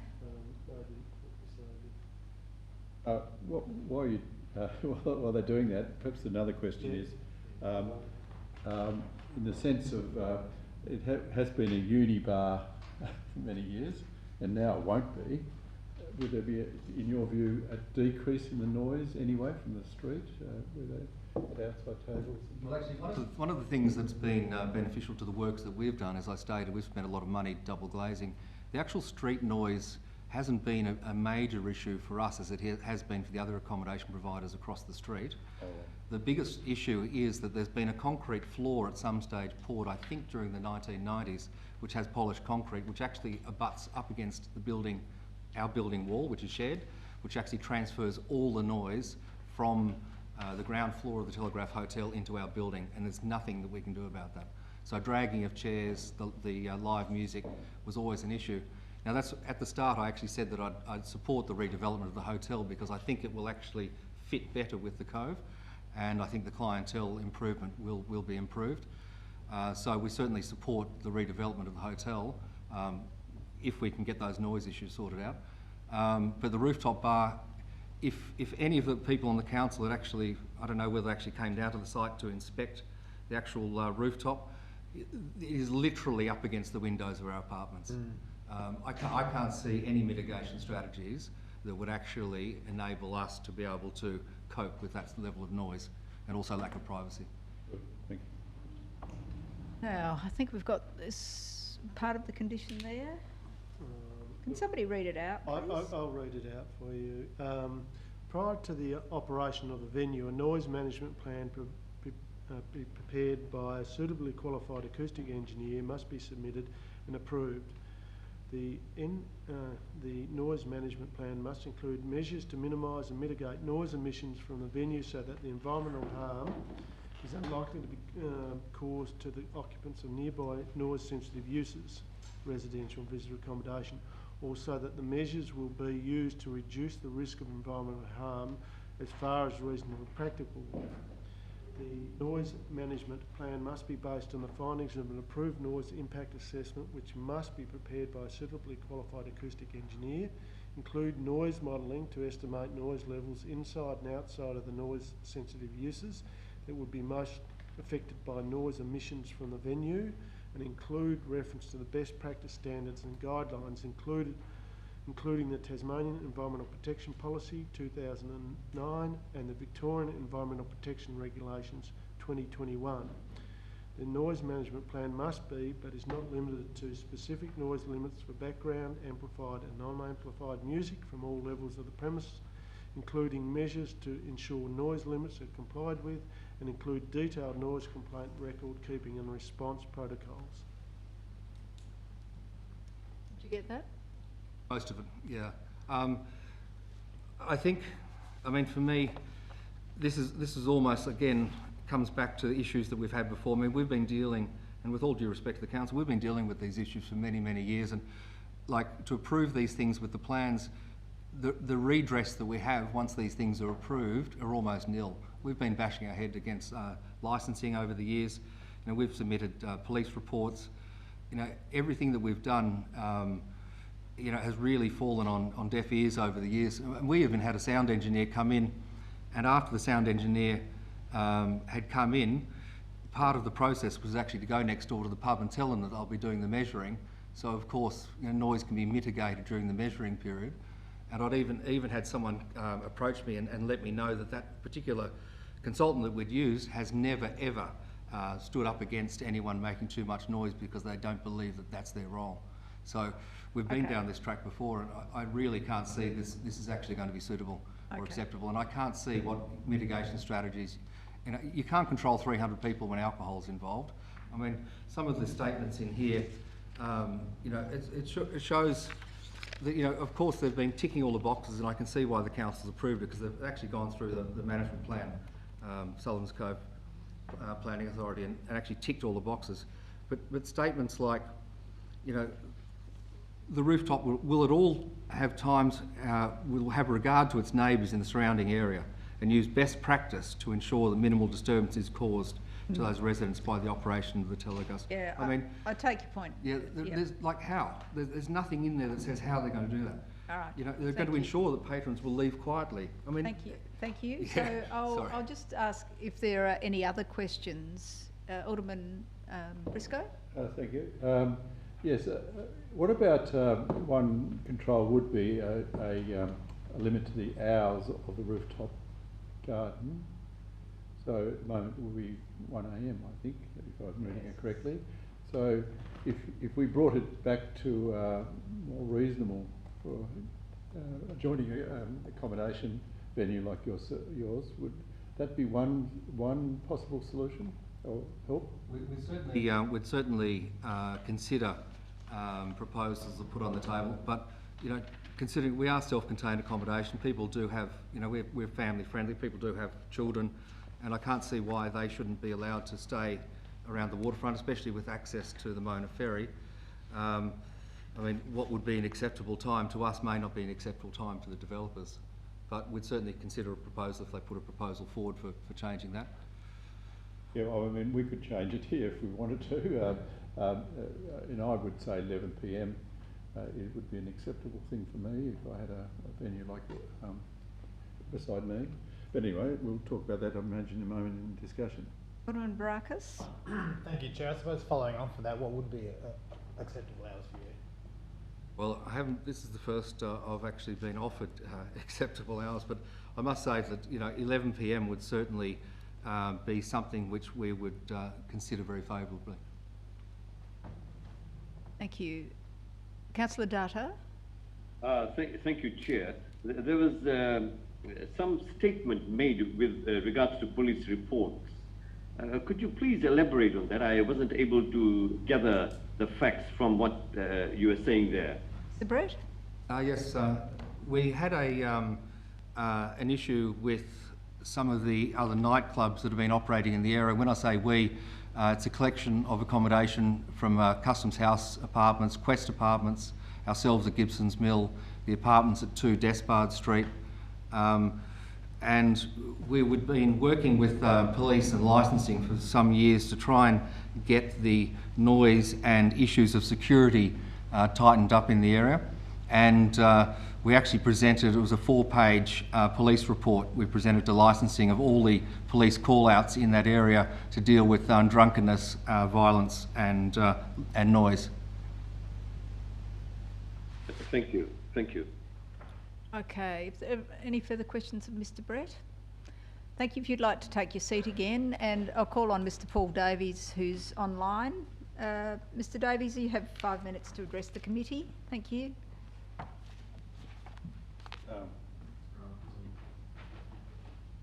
I think that's better. Okay, I'm unmuted, I hope. Thank you very much, Chair. Look, my comments about this relate to heritage value. They don't go to noise or those sort of issues. I've done a lot of work around the Cove over many, many years, and I've done a lot of studies, I've worked on a lot of key buildings, and it's been my experience that there has been a very strong move from Council to protect heritage values. Now, this building at the moment is not heritage listed. I believe it is nominated to be heritage listed and clearly should be heritage listed. Over the last 8 or 9 months, I've undertaken a quite comprehensive study of modernist buildings, that's post-war buildings in Tasmania, on a comparative basis to see what heritage values might exist across the state in some of these buildings. And what is really interesting, and I would take probably a different view to the planning report, is that a building of this age, the early 1940s, is actually a really interesting heritage building done by a prominent architect, a transitional building moving from traditional forms into modernism. So we've got the streamlined facade and parapet set with the pitched roof behind. So they hadn't quite resolved modernism in terms of getting the whole building as a modernist building, or perhaps a flat roof and those sorts of elements which appeared 4 or 5 years later. So it's quite an important transitional building in its current form, and demonstrates, I think, very high heritage values. The typology of this sort of hotel, particularly around waterfront locations immediately after the war, is a very key part of the heritage of Hobart. So I would be very resistant to see the roof form alter, to see a deck be put up there. Firstly, functionally, because I think it changes the whole nature and typology of the building. But there's also a strong visual element to it. This building occupies a very key location in the Cove. It has long views to it. You see the building very clearly. You see Gibson's Mill behind it. It's silhouetted against it. The illustrations that are in the planning report, particularly figure 4, shows it with a sky view behind it, which is quite odd because there is quite a tall building behind it. And that changes the way this building sits. It is seen from many specific locations in that part of the Cove, and sort of forms the corner to a whole range of heritage buildings. You will see the proposed rooftop additions, you'll see the box, you'll see the pergola type structures with their, I assume it is to be retractable hoods, and that will be seen against the facade of Gibson's Mill in particular, which will completely change the visual setting of those buildings. So I think there are really significant adverse heritage impacts from that particular work. Now, I haven't commented on the inside of the building at all. I know buildings undergo change. I know this one has already undergone change. But I think its role, particularly as it's not a heritage item, but its role within the Cove as a key element of that sort of later Cove development that saw the post-war period take off, is really important. And I think I would strongly encourage Council to refuse the application, particularly in relation to those works that are up behind and above the parapet, and for their impact on this building and the adjacent buildings behind. The planning scheme does make provision for this. I know it's hard to actually consider because it's not a heritage item, and that is how the heritage officers have looked at it. but there is a requirement for works to complement heritage values of the cove. There's also a requirement for works not to adversely affect the heritage values of any place of cultural significance, which have cleared the buildings surrounding this. There's also a provision that building works can be new, but not individually prominent. Now, it might be argued that it's not individually prominent, but I would suggest that this sort of change to a relatively small building actually attracts a prominence. It'll be a prominence of form. There will be a loss of one form, the introduction of another. There will be a prominence in use, in light, in activity that has never happened before. So it completely changes the reading of the building. At daytime, because you will see the structures, at night you will actually see activity and light and a very different form of the building. And I think these are very adverse impacts within Sullivan's Cove. So I would encourage council to refuse the application. Thank you. Thank you. Are there any questions, Mr Davies? Alderman Briscoe. Thank you, Mr Davies. It's a very interesting representation. I've never noticed the roof of the Telegraph Hotel as I've walked past, but you're saying you can see it on a long view. You probably wouldn't be able to see it underneath the veranda, I imagine. However, the structure, the proposed new structure on the roof, again, wouldn't that, if it was a perspective view, you probably wouldn't notice it as much as you've determined it? You've stated that it would be noticeable? Look, I think you would, and I mean, I'm just looking at, for instance, figure 4 in the planning report, which has a small, there are two perspectives there, and that's one that's taken from Brook Street, and it's it omits the building behind it, omits Gibson's Mill, but it actually shows the structure quite prominently above, and that's from a very close view. As you move back, the structure becomes more and more obvious, so you'll see it silhouetted against the side of the mill building. I think, look, my take, and I've done a lot of work in the Cove over the years on IXL Jones and a whole range of other sites like that, is that it's the subtlety and the detail of the Cove that gives it its value. Every time you remove subtlety and you remove detail and you replace it with something else that is actually quite a foreign element, and I'd say this is very foreign in the Cove, you actually devalue the values of the Cove to some extent. Now, this isn't a massive, it's not like the demolition of the building, it's, you know, it's not in that league, but it all contributes to the quality of the Cove. And I was instrumental in setting up Wharf Number 1 project for the government, and a key aspect of that was making sure that the building retained prominence in that whole redevelopment. And obviously that's had a huge life since. But it's still readable, very strongly readable as the original building. It's got its roof form, it's got its facades, it's had some changes, but they're quite subtle. So I think there is, it's a reduction in heritage value of the Cove by degrees, which I think is extremely unfortunate for the future of Hobart. Alderman Barakis.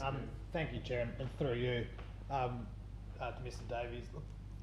Thanks for that presentation. I suppose I was a little bit surprised to find out that it wasn't heritage listed myself, but given that it's not, do we not have to look at it with that context that it isn't heritage listed? I mean, we can't sort of freeze frame everything in the Cove. It does need to adapt to some point as well. So I suppose how would you respond to that? Look, yeah, I completely understand that, and you know, the planning scheme is quite specific in how you assess things. I think the values of the Cove, perhaps I've always considered the Cove to be slightly different in one sense to other places in Hobart. It certainly had its own planning scheme, which is quite specific, but the values in the Cove are so quintessentially important to Hobart as a place.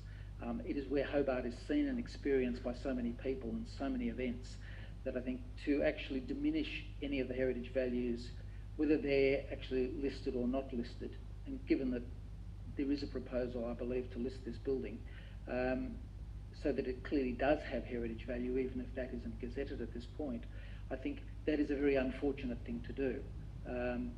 I think there are other impacts which I haven't assessed and other people are talking to as well, but I think the building has had some alteration over its years. I mean, that's been alluded to in the report, you know, changes of tiling and things like that. But it retains its overall form, and it's an excellent example of that immediate post-war hotel building that just demonstrated such confidence in what was happening in Hobart at that point. And I think it would be extremely unfortunate to lose that. Continue, Alderman Baracus. And just a follow-up, do you have any indications whether if council was to approve this tonight, would your client that you're representing be planning on appealing this, or do you have any indication to that fact?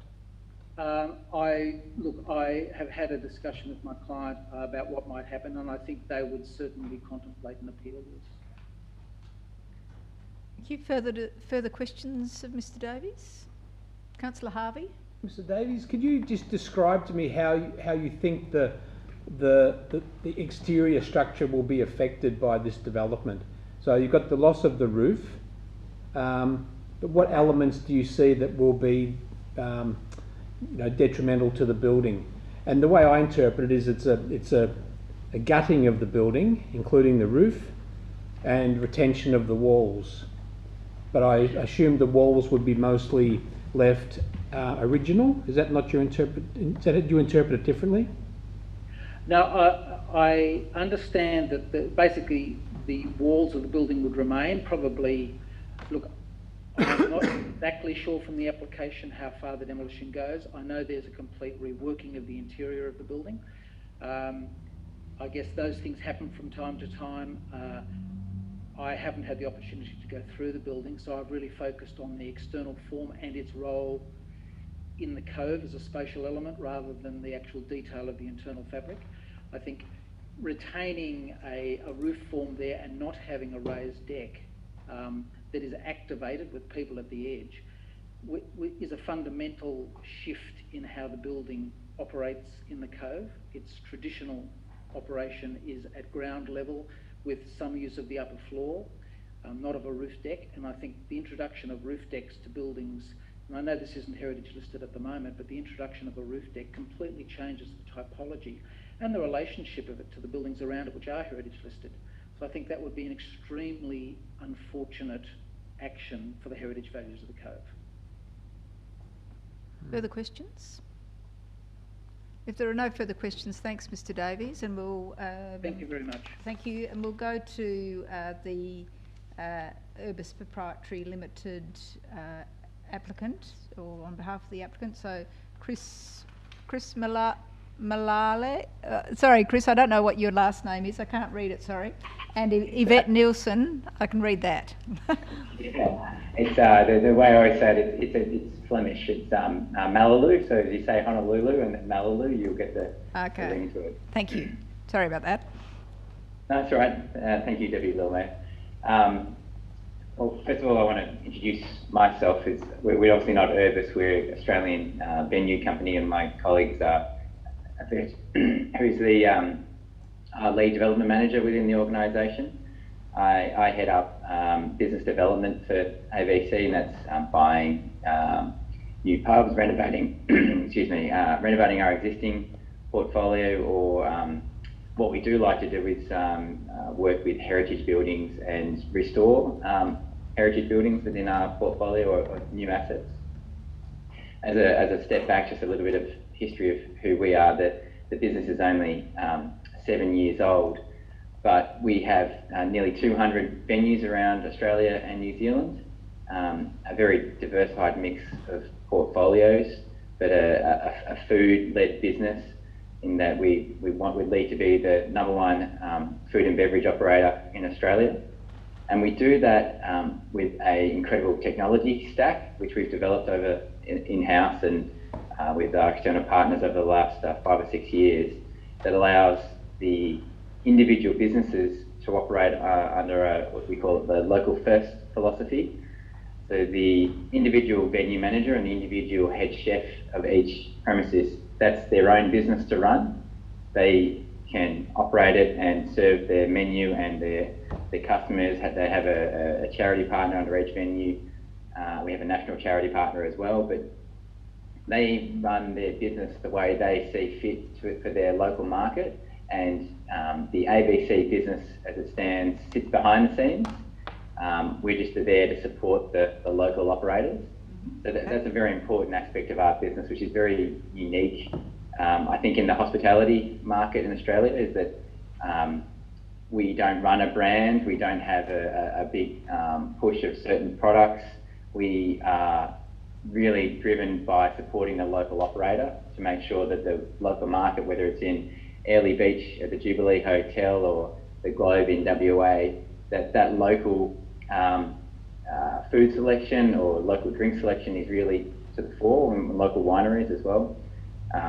Okay, and now if we can have specifically talk about this proposal, if you wouldn't mind. Yeah, sure, no problem. I'm unable to share a screen. The host is disabled screen sharing. I had some renders of the internals to share. But Yes, go ahead. Yeah, there we go.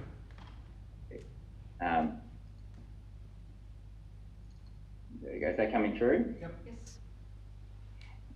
So we ABC have partnered with the Burkes, who have been the landlords here since 1993. Originally ran the venue as well, and have had a number of operators in there. The subsequent operator obviously was running a very different style of operation that we're looking to bring into the venue. And they're the developer, they're funding the works, and they're restoring the building. We're just coming in as the operator post completion and for the next 10 years.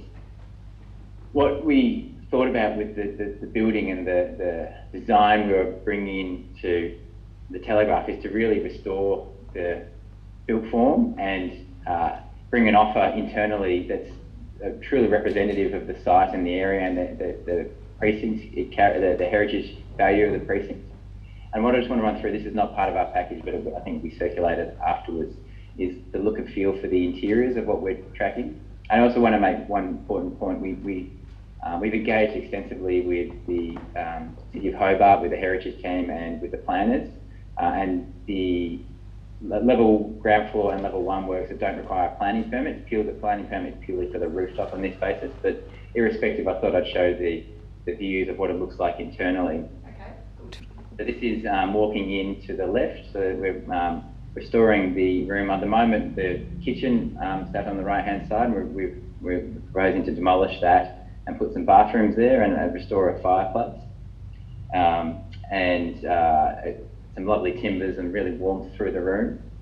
And then I turn to the other side. This is the main bar as it stands at the moment. The existing bar sort of wraps around to the right of this image, but we propose to really lighten up the premises, provide a really warm, cosy environment for the local customers. And then I shoot through to the other way. We're actually working within the existing heritage, existing structure to provide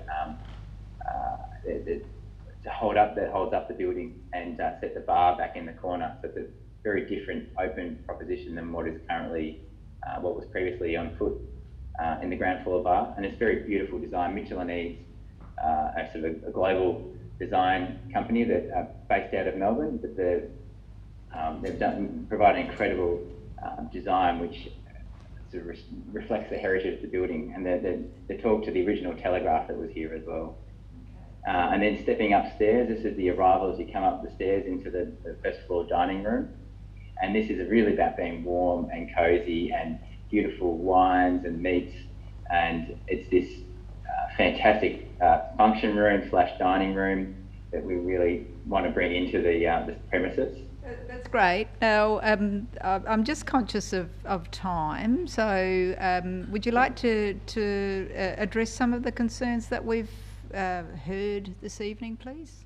Sure. I might just jump to the rooftop renders that haven't been seen previously. So this is a rooftop view looking back at the bar with the heritage building in the foreground. And then if I scroll to one more image, is the stairs are on the right-hand side and the dining areas upstairs on the right-hand side as you come up the stairs. So the intent of the rooftop bar is a very seated environment. We serve a lot of food in our rooftop premises around the country where we have similar sort of style operations. I think we have there's over a dozen rooftop bars around our portfolio. We're experts nationally at dealing with, I guess, noise is the important contentious item here, and managing our neighbours. We're first and foremost part of the community, and if we can't successfully serve our community and have objections, then we don't have any social licence in which to operate in the area. So that's why our noise and amenity action plan is very similar to what we roll out around the country for these style of venues. And that's the thing I just would like to say first and foremost is we're experts of managing and working with our neighbours. And in terms of noise levels and having restrictors on volume levels on all our venues to make sure we're fully compliant. I think the reference for the council is step N2, step N1 compliance, which is the requirement of Victoria we need to meet for all our rooftop bars here. Mr. Malalu, the time has well and truly expired, so I'm going to open it to the committee, but I might just ask, so what sort of contact have you had with your neighbours, particularly of Mr. Brett, who's your direct neighbour? We've reached out to a lot of our neighbours through the Burkes who have been in the community. So we spoke with the adjacent people of the Quest apartments, the people to the rear in the apartment building there, and I was provided with Mr. Brett's details last week and reached out to him as well, which he hasn't returned my call. Okay, all right. I'll open it to the committee for questions. We'll start with you, Councillor Harvey, then Alderman Fresco. Yes, look, thank you for your deputation. The big question for me is mitigating the noise. We've had complaints in that area for a long time about noise from Telegraph and other bars in the area and behaviour of customers, that sort of thing, antisocial behaviour. How do you, and having a noise mitigation plan or a noise, whatever it's called, a plan to mitigate the noise, how do you enforce it? How do you make sure that you can adhere to all of what you're offering without being detrimental to the neighbours? So how do you do it? How successful have you been in the past with your 12 other rooftop bars? Are they located near residential accommodation? I'm just struggling to support the rooftop bar at the moment because of the noise factor. So how can you allay my concerns? Yeah, thank you for your comments. We have numerous rooftop bars or outdoor beer gardens that are right adjacent to residential properties or commercial properties. It depends on the location. It is, if you go to the purely managing the noise in terms of volume, we run testing with our acoustic consultants to make sure that the actual noise coming from the device is actually fixed through the application that we run through our portfolio for music volume.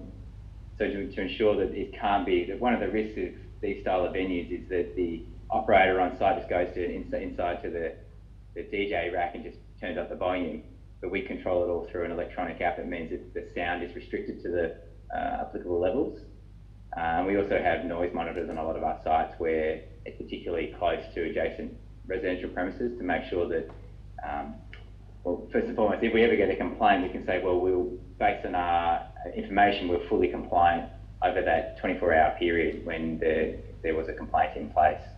And we have constant engagement. We have a full-time team in here who deal with licensing, any licensing feedback we get from the police, the licensing authorities nationally, to make sure we're fully compliant. All right, but I think what you've got here is a situation where the accommodation sits right above the rooftop bar, right behind it. Right next to it, adjacent to it. Mm-hmm. It's right, like the windows are overlooking the rooftop bar. So any noise coming from that venue will go through those windows, is what I'm assuming. How do we mitigate that? And we don't want to be getting the complaints, especially complaints that you actually can't mitigate. Yeah, definitely, I agree. I mean, the simplest solution is to build an acoustic wall on that boundary and hard up against that additional level. We did look at that earlier on and adding in a further level on top of the premises, and obviously we'll be blocking out the windows for those apartments because they're hard up against our boundary, and they have a light and air easement in the corner as well. But we felt that, I think it's really to one of the earlier comments from Mr. Davis, the view from the street and the recessive nature of the rooftop addition was equally as important for the streetscape rather than another function level and something on top of that.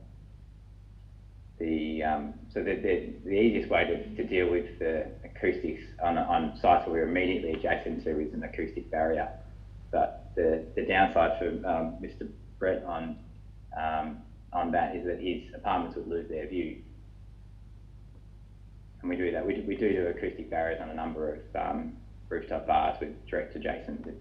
Does that answer your question? It does, and it makes me even more nervous that if you did go down that path, that'd be a bad outcome as well. Yeah. Okay, so we'll go to the next question. Everybody wants to speak, but we'll go to you, Alderman Briscoe. Did indicate I was next. Yeah. And then, yes. Chris, thank you for that. It's great that you showed some of those internal photographs. It looks tremendous. And what I suggested earlier to Mr. Davies that, or to the owner or the representative of the owner of the apartments next door, to have a condition of time for those occupation of the rooftop gardens or rooftop area, and I think 11 p.m. seemed quite reasonable. Have you got a view about that? Rather than 1 a.m., bring it back to 11 p.m. Yeah, we're definitely open to a discussion. It's a matter of when we talked to our acoustic consultants who reviewed the scheme, they said it was supportable to 1 a.m. and to be compliant. But conversely, we need to make sure that if we don't have meet our neighbours' concerns, then we don't have a social licence to operate with our business, and that's very important for ABC. So, I mean, if that was going to and 11 p.m. was the time that Mr. Brett raised. So if that was something that would be amenable to I guess, respond to his concerns on the acoustic noise, that's something we'd definitely consider. And the second question, thank you, Chair. I suppose the colour of the rooftop, if you've been in Hobart today, you realise why you'd need a cover over your rooftop garden. But to melt the issue that it was going to be prominent or change the view of that hotel, a colour condition imposed so with the satisfaction of the director, so it would sort of disappear in the great scheme of things, rather than from your renders it looks like it's going to be a dark black grey thing, which is quite fashionable at the moment. But say if we change that and put a condition of a colour to the satisfaction of our Director of Planning, would you be amenable to that?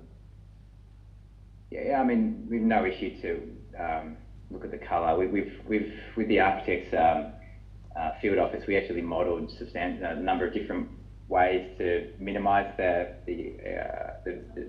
I guess the fascia, it's called, on the edge of the rooftop there, to make sure that it was minimalistic. So when you read it from the street, all the different angles, how do we minimise the extent that's visible? I think on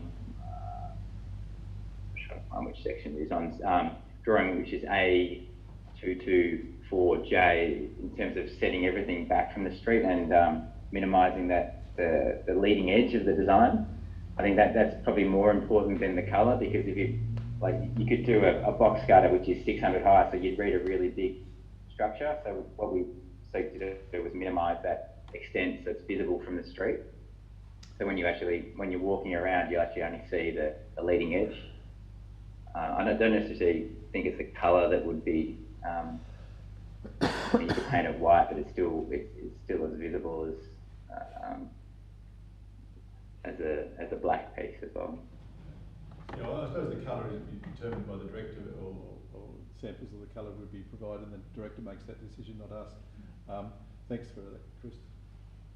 Councillor Dutta. Thank you, Chair. The question that I was going to ask has been asked, and so therefore there's no point me asking or repeating. Thank you. Alderman Barakis. Thank you, Chair. Through you. I think Alderman Briscoe asked the first question I was going to ask, but just leading on from some of the comments from Mr. Davies, the height difference from the addition to the rooftop bar that would be, from what I'm looking at the figures, what is the difference there? Because it's looking pretty almost, I suppose, minimal to me, but what actually is the height difference? The height difference between the current and the proposed? Yeah. So let's see if it's on the drawings here. Vet might have to quickly find that information. It's not on the planning drawings I have in front of me, but it might be on our construction set. Just bear with me. The structural floor level of the existing building is 10.22 AHD. That's excluding the ridge line of the built form. So I think there's probably a section.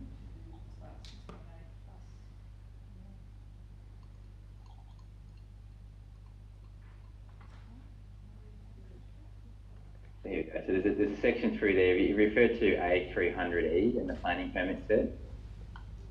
The existing, the ridge line is 3050, so above the existing structural finish level, which is 1022. So the structural, if you look on the right hand side, it says SSL 1022, and then the top of the ridge line sits 3050 above that, versus the existing proposal, the existing roof. You probably have to just measure that on there. Okay. Any further questions, Councillor Coates? Yeah, look, very briefly, we heard obviously the concern in regards to noise. I just wanted to confirm, I know we went quite quickly through some of those photos of the inside of the venue, or not the new venue, it's the existing venue, but the renovated venue. I just want to concern, because obviously one of the concerns was that, you know, noise has travelled essentially through the neighbouring building. But is it envisaged with the new development it's going to be softer surfaces on the inside, not so much that sort of hard, you know, reverberating sort of echo chamber? I think it's a really good question. I've got 20, I might look a little bit younger, but I've got 20 years experience in delivering property developments around Australia. Some in Fortitude Valley, which was a live entertainment precinct, and we had a rooftop bar adjacent to a residential apartment, like within 3 metres of the facade of the apartment, and the rooftop bar straight down below. So it's a really good point that Mr. Brett's made, is that external airborne noise can be treated with either management philosophy or times and restrictions on sound. The thing that's really, really hard to deal with is structure-borne noise. And that's something we actually have incorporated into our design, that floor finishes on the ground floor and first floor are elevated, especially the rooftop as well. It actually sits off the structure. So where possible, we put acoustic, like under the flooring, there'd be acoustic, it's called Damtec 3mm rubber that sits underneath the timber floor to minimise noise transfer through structure, because that's the one that's the worst. Even though everyone worries about sound or patron noise, or it's actually structure-borne noise, which is the hardest one to deal with, because it goes everywhere. It can be in the bathroom on the other side of the building and they'll hear structure-borne noise. But it is an element that we're picking up on the design to make sure, irrespective of that advice, that I've only just heard from Mr. Brett for the first time, but we always try and deal with structure-borne noise where possible within our design. That's a common piece. And just to cover off the previous question, the current roof is 2.1 metres above the structure, and our roof is further 3050, so it's an extra 950 millimetres above the existing roof ridge form. All right, thank you. Does the committee have any other questions? No, I think we're all exhausted, so thank you very much. And I'll now open the item for discussion. Councillor Coates.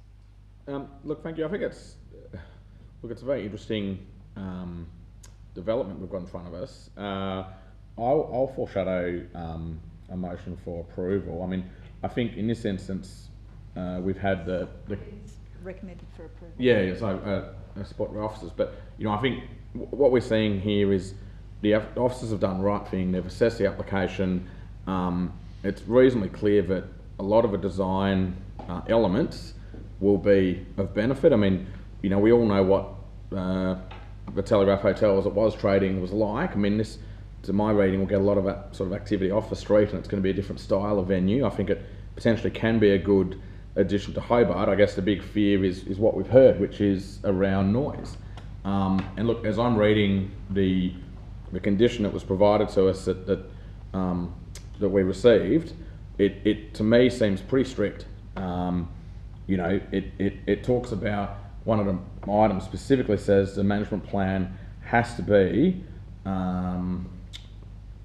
it must, not limited to, and it says from all levels of the premises. And I assume all levels means, you know, the roof level as well. Maybe that's a question I should ask, but well, to me it is. That's a level.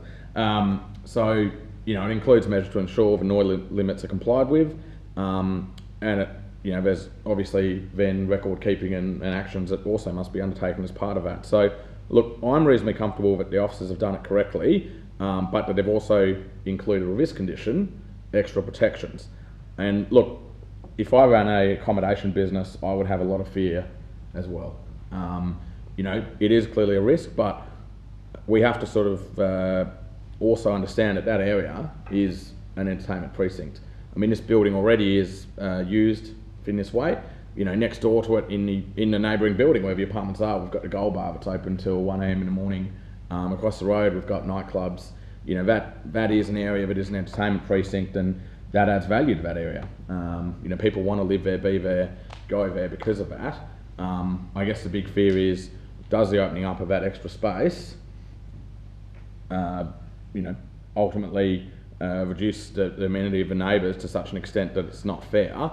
And I think what the officers have proposed here, and the condition as I'm reading it, seems to me to sort of cover that base. And look, ultimately I have a trust in the officers that they will do this properly. Thank you. Further discussion? Alderman Briscoe.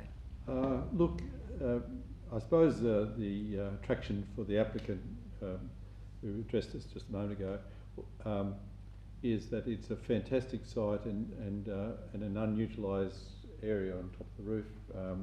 Seems to me a good use of the area. Now, we've talked about the noise problem of the noise issue that probably could arise through the use of the rooftop by the neighbour, but I'm assured by the applicant that they're aware of potential noise issues. I'd like to suggest an amendment, unless it's included, that the rooftop area hours is limited to 11 PM from 12 noon to 11 PM. That's just the rooftop area. 11 PM for the rooftop only. And the reason why is to ensure noise, potential noise is reduced. Yeah. The other one is I'd like to include in too, and this might the officers may have a view about this before I move it as an amendment or include in the amendment, is my idea of a colour may reduce the effect of the structure on the roof. Would you have a view about that through you, Chair, to the planner, Director? I mean, look, I think external colours and finishes are an important component to minimising its sort of impact, I suppose. So, standard condition to that effect is not out of order. Okay, so that could be part of my amendment as well. Thank you. To me, whilst Mr. Davies is very persuasive almost, and perhaps we should get him to give us a workshop at some stage, or even wander around the cove. We all realise how important the cove is. To me, we look out here at the window here and we see the hydro building, or whatever they call themselves these days. That's in your face, but a small rooftop structure adjacent to a building that is higher than itself, and also you've got a veranda around part of the Telegraph. Whilst you could have long views of the structure, I don't think anyone will notice it personally. you'll be dominated by other things. Are you looking that way, or are you looking towards the ferries or the... so to me, from a practical point of view, it is a small addition. It may, in the purest of an architect, may have some effect, but I think the benefit of having a rooftop venue in that particular part of the cove, I think it's good. At the moment, you have a rooftop view if you have a private dwelling, and if you look along there, you've got lovely little pop-up apartments, but they're probably worth $5 or $6 million now. The private view is wonderful. Where do you go for a view like that in the public arena? So I would say this is adding to the public use of the foreshore, because you'll be able to go to that venue and not have to own it. So I'm supportive of that. But I do hear the concerns of the noise, and I think that we could be addressed by the condition and also the time that I'm suggesting. Alderman Briscoe, did you want to ask any questions around your time limits? Whether how that sits with the current time limitations? Well, it's not for the whole venue. It's only for the rooftop part of it, isn't it?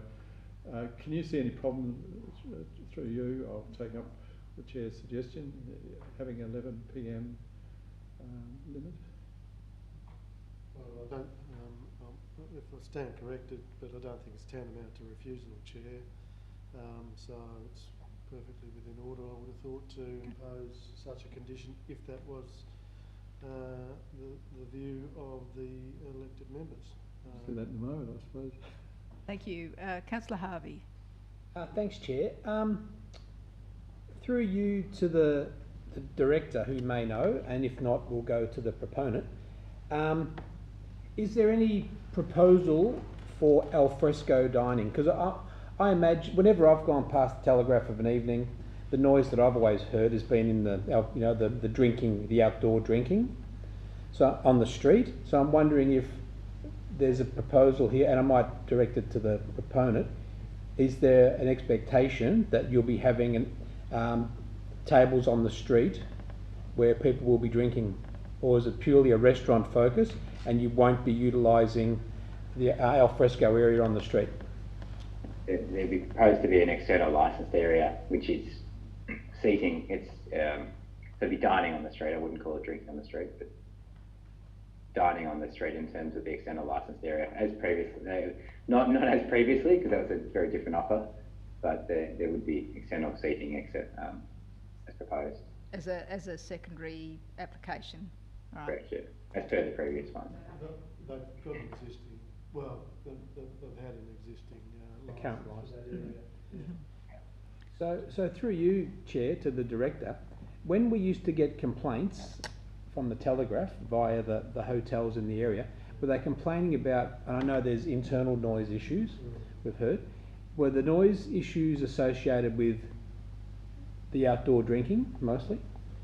My understanding, and Mr. Brett has probably qualified it reasonably well, that it was noise coming from transfer of noise through the floor, associated with movement of furniture and also of the music that was the live music that was played there. Okay. So can I just ask, sorry, I should have asked these questions earlier. So is there an intention to have live music at this venue? And also, we've heard that there's a transfer of noise through the floor into the mill building next door. Is there a way of mitigating that floor noise? Have we had that discussion yet? Yeah, we have had that discussion. No, through the floor? Yes. So, yeah, what was the outcome? A rubber underlay. Okay, so to put something on the floor there. But yeah. live music, are you intending to We have... also, with all our speakers, we put acoustic isolators between the speaker and the wall. It's one of the problems with the speakers is they vibrate, and they send that vibration up through the building. We acoustically isolate them against the building. That's something, I don't know, I know many people do that, but we AV consultants particularly diligent about the way they design their systems. It sounds actually better as well, because you don't get that reverb off the structure. So as far as live music goes? Yeah, we have bands. Yeah, it is proposed to be live music on the ground floor only. Right, thank you. Any further questions, Alderman Barakis? Sorry, we've got a motion, haven't we? We've got Councillor Coates' motion, so And there's an amendment, yeah. and the amendment. Keep going, Alderman Barakis. Thank you, Chair. Just a question to the Director. Is this heritage listed? The sign itself? Through your Chair, no, the building isn't heritage. That's recommended. Yeah, it's just kind of the whole heritage discussion seems like a bit of a red herring to me, because especially given that it's not actually heritage listed, and it does seem to me a bit like, you know, we're talking about the noise on a bar that's been operating as a bar for however long, and I mean, you know, this is another one of those stop a pre-existing bar because of the noise in an area where it's been trading for a long period of time. And you know, look, all these things seem like almost negligent things to me. And the reality is, we're talking about a space that's adapting. The changes to me seem borderline insignificant. So like, I don't even know if I'd be supportive of changing the licensing hours, because what's the license for the venue at the moment? Sorry? What's the license for the broader opening area at the hours? moment, the existing license? Would that carry on? Yeah, 3 a.m. Was the previous licence. Now that's no longer exists. Okay, so they'd get a new licence. So they'd have to have a new licence. So what would their licence be for the internal part of it? Well, they've got existing rights internally for 3 a.m. for the ground floor. So one would assume that that's what they'd be getting, yeah. That's what they'd be seeking for the ground floor, I assume. Now, what we're proposing for the second floor and the rooftop bar is 1 a.m. And clearly there's a foreshadow amendment for that to change for the rooftop. Yeah, look, once again, I really don't like. You know, the Sullivan's. I get that Sullivan's Cove is a heritage place, but it can't stay put in time. We can't just leave things as they are. So, yeah, look, I suppose, you know, it's 900 metres taller than it was before. I suppose we better worry if certain groups get involved because it's too tall. But I'll leave it. I'll leave it. No. I'll leave it there. But yeah, I'm a bit perplexed as to all of this. Sorry, can I just respond? Well, I think we understand exactly what Alderman Barakis' point is. Just in relation to this hasn't made the scheme and it hasn't been heritage listed as yet. Why is that, Mr. Noy? Well, when the original scheme was introduced, it wasn't considered as of heritage significance. Now, time has moved on, Chair, and we're revisiting the values of all those buildings and have reviewed that position. Yeah, I understand that, but why are we waiting? Are we waiting for sign-off by the state government, or? Yes, this will be part of a local provision schedule, and so we're going through a process. It's taking some time to get this come back to us. Okay. Councillor Dutton, do you have anything you want to add? No, I think I have heard most of the presentations and the debate and arguments, so I'm quite happy with that. Okay. Look, I think there's real merit in this reuse of the building. What I have concerns is, why aren't we considering the heritage of a neighbouring building, or the impact on the residential, or the function of the neighbouring building? Yeah, Sullivan's Cove planning scheme strongly acknowledges that this mixed-use area is essentially a key visitor destination. And it has certain provisions within the scheme that considers residential activities as very much a secondary activity within the code, and wants to ensure that the economic vitality of it as an arts, cultural, related retail activities are not compromised by residential and visitor accommodation activity. Inevitably, there's conflicts when that arises, and what can happen, and we see it often, is that those residential activities compromise those cultural and arts and retail type, can compromise those arts, cultural and retail activities. And the scheme is very clear in relation to that they need to be a secondary consideration to the site as a key visitor destination. But we're talking about visitor accommodation as well as residential, presumably? Because that's correct. It's quite clear that they're talking about residential and visitor accommodation shall be encouraged in buildings which will complement and not adversely impact on the economic vitality of arts, cultural and related retailing activities. This is a real quandary, really, and like I think we trade this off with amenity in the central business zone as well. But this is what we have before us. So we have the amendments as proposed by Alderman Briscoe, and everybody understand what those amendments are?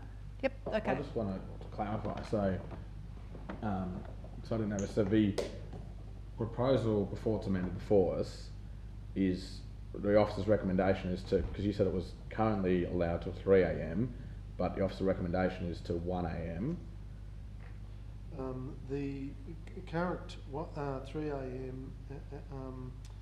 Approval is for the ground floor. Oh, okay. Yep. So this is an it's a rooftop. This is a rooftop. I suppose intensification of the use of the site. I think that's the hours of operation that was proposed. 12 to 1 was proposed? Yeah.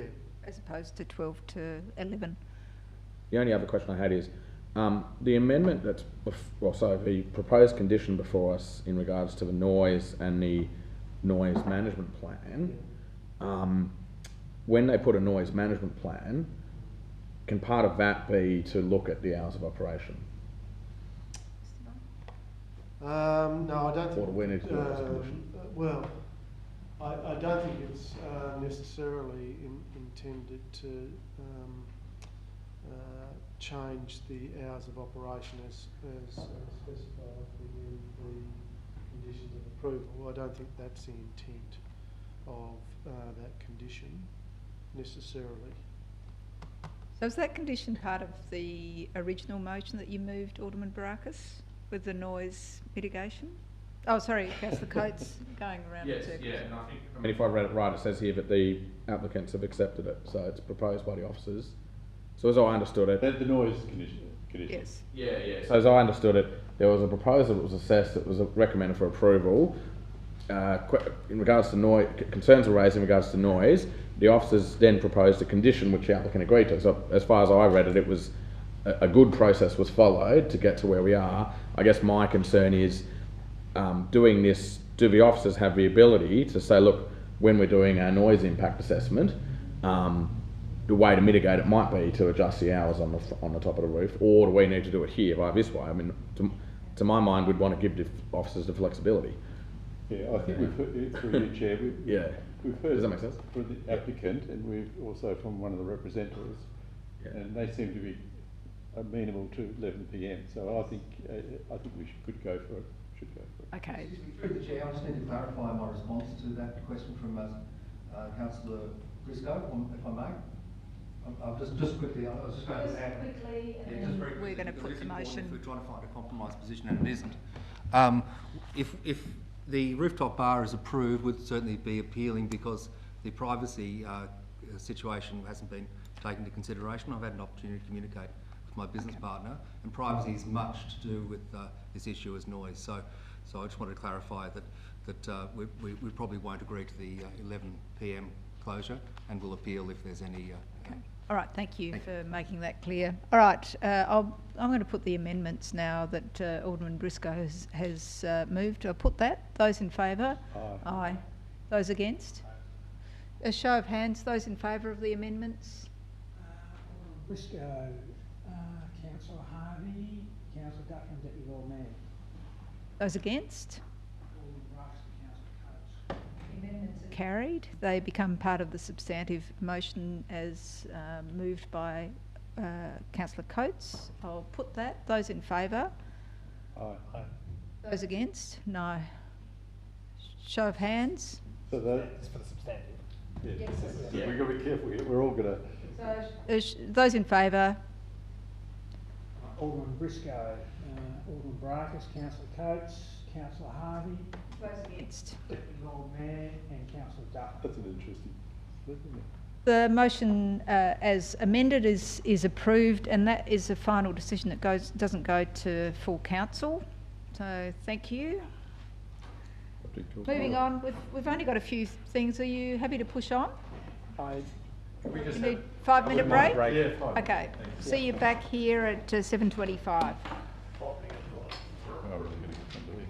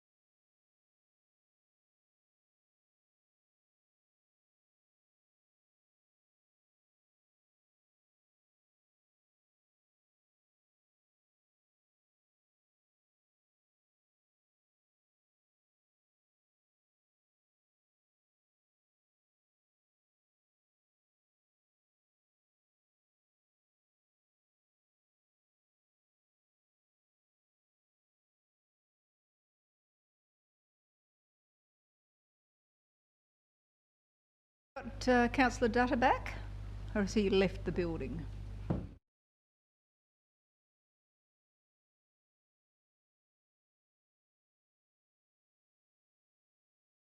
Are we recording now, Craig? Yep. Okay. Well, welcome back, everybody, and we're now at 7.2.3, 14 Corn Street, Sandy Bay. This is for an outbuilding. Move the item, Chair. Thank you. Discussion? No discussion. I think the conditions ameliorate some of the concerns raised by representatives. I'll put that. Those in favour? Those against? Items carried. 8.1 is proposal to amend the Southern Tasmanian Regional Land Use Strategy, so the urban growth boundary at 52 Richardson Road, Sandford. Mr. Noyd, would you like to introduce this, please? Yes, so this is one of these challenging matters for councils where another council is seeking to amend the urban growth boundary within their municipality, and the Minister is keen to establish the views of all other councils within the southern, within the region in which it is proposed. In this case, it's Clarence property at Sandford. Sandford, fairly large property. It's a clear extension of the urban growth boundary.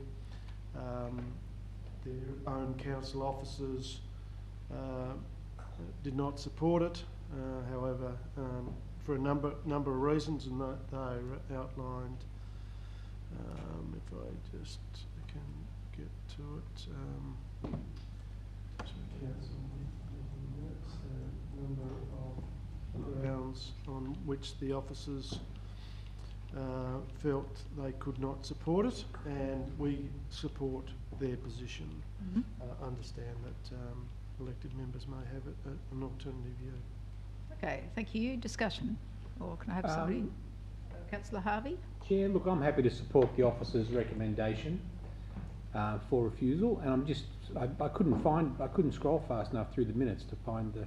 I'm just trying to locate that myself for you.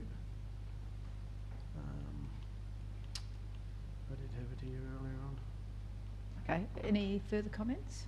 Here it is. Oh, what page is that? It says here 11.26, 27. That's okay. Alderman Briscoe, you have a look, question? it's one of those things that I'm quite aware of this land, and I would say in the future it will be part within the urban growth. It seems so logical. A few metres to the beach, a few metres very close to Lauderdale with all the services, you know, to top quality delicatessens and bottle shops and doctor surgeries and pharmacies. So to me it's an ideal little growth area, and our good folk, our elected representatives over there have overturned, for good reason I imagine, their officers and supported it, including the mayor. However, I think our officers are right. It's not a minor adjustment, it's a major adjustment, and should be considered as part of that review that's happening at the moment. So I will be supporting, sadly, because I think it will eventually be within the growth boundary. Well, it might be underwater by then. Strategically. But yeah. Okay, further discussion. Inundation zone. Alderman Barakis. If we vote against this tonight, through you, Chair, to the Director, if we vote against this tonight, do we have veto rights, or is this just this is the council stating its position on it? So if the government was to accept it, they can accept it regardless of what our opinion is.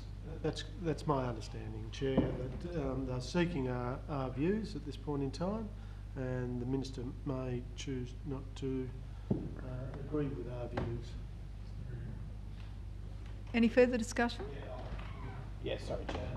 I'm not sure that I agree with with the views respectfully. I think, as you said, there might be some alternative views. I'm just not sure. You know, I think I've said this before when we've had other applications similar to this come before council.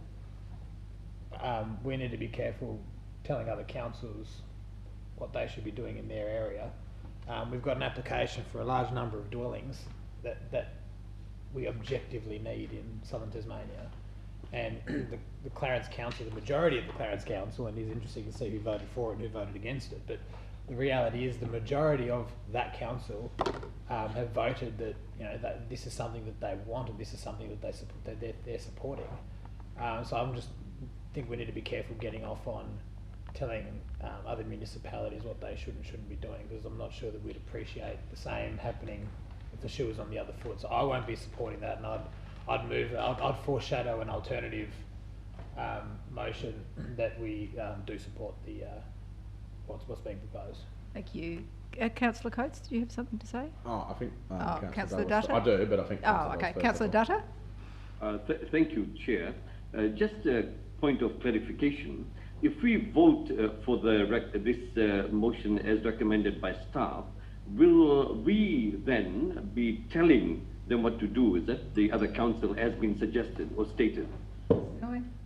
We can't tell them what to do. Thank you. What we're saying is they're asking for our opinion as to the merits or otherwise of what's being proposed, as the Minister has outlined. Thank you for the clarification. Well stated.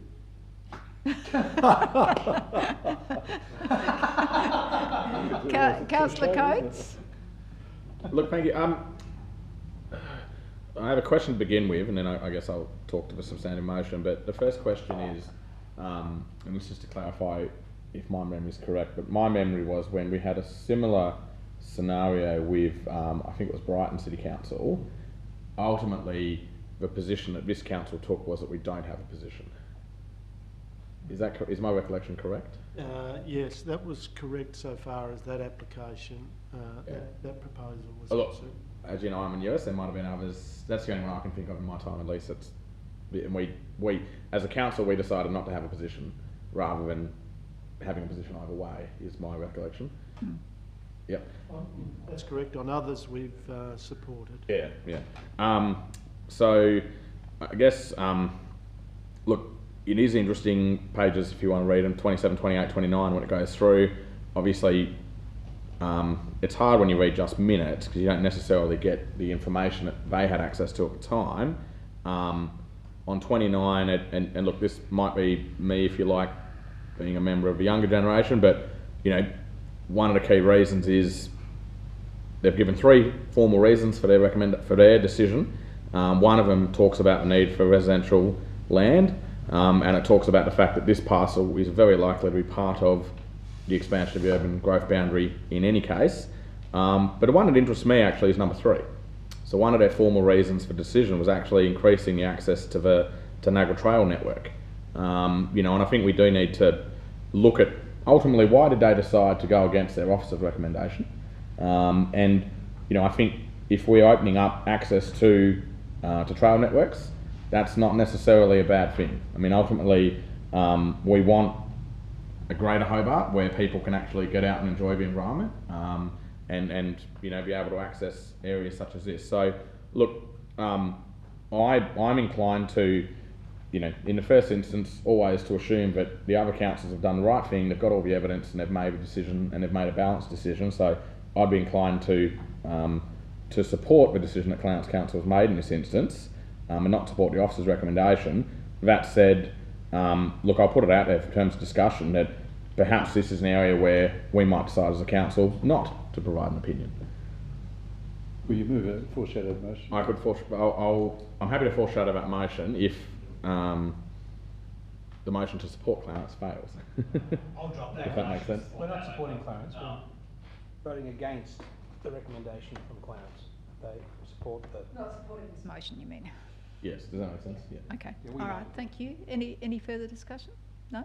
Well, I think, Councillor just to Harvey. say, I support our officer's recommendation and the Clarence officer's recommendation. So both sets of officers have come to the same conclusion. that at this particular juncture it's not a good idea to expand the urban growth boundary ahead of any review of the Southern Tasmanian land use strategy. So it's very unstrategic to just do this without reference to what we're doing into the future, and I think that review is really critical. And we all know that we're pushing boundaries too far around Hobart, that we've created sprawl, and we're making it harder and harder to get into town as more and more people live out of town and want to drive in. So the alternative to that is you're making it harder and harder for people to get housing. Yeah, but there's a plan to review the urban growth boundary that your government, through the chair, that your government is looking into. So, you know, you might want to talk to your own folk and get them to get cracking on it. So I'll be supporting the officer's recommendation here. Okay, thank you. Look, it speaks volumes in 2.4, which says the key issue is that currently the 4 councils under the city deal are preparing the Metro Plan, which is being consulted next year prior to a broader review of the Southern Tasmanian Regional Land Use Strategy. The Metro Plan is to include extensions to the urban growth boundary if appropriate, including the identification of new greenfield sites, and to date no extension to the UGB in this area has been proposed. In fact, the strategy under the Metro Plan is to increase infill to greenfield development to improve sustainable transport options, and this extension may have the effect of undermining the strategy unless considered in a broader context. So this is like all the councils, the Metro councils have been thinking strategically. We've spent a lot of money, a lot of time thinking strategically, and here we have foreshadowed motions which are just throwing that under the bus, so to speak. I think one of them has been withdrawn. Well, a motion then. So the strategy and strategic. Can I just finish, if you wouldn't mind? The strategic approach which we have as Metro councils doing this would be dashed if we supported this. So, and it's a very strange thing for our elected member colleagues in Clarence to do that against their officer recommendation. But I understand the pressures they feel and the slow pace that is occurring. But we have to be strategic about how we increase the urban growth boundary. So I'll put the motion as moved by Alderman, was it Councillor Harvey? Thank you. Those in favour? Aye. Those against? Aye. Show of hands. Those in favour? Show of hands. I talked you out of it, did I? Deputy Lord Mayor and Councillor Dutton. Both of you did. Those against? Shame. Briscoe, Alderman Brackus and Councillor Coates.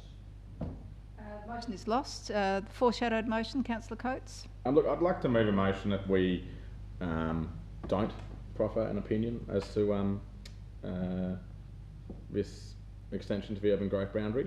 I mean, I won't go over the reasons again, but I can only assume that in their 3 reasons, they took the evidence, got the research, and ultimately came to the decision they did in an appropriate manner, but it's not necessarily our place to sort of comment upon that. And look, I share the Chair's frustration with how long review's taking, but point 1 of their reason for doing this is that it's likely this will get in. Point of order. I just want to chair through you. What is the motion?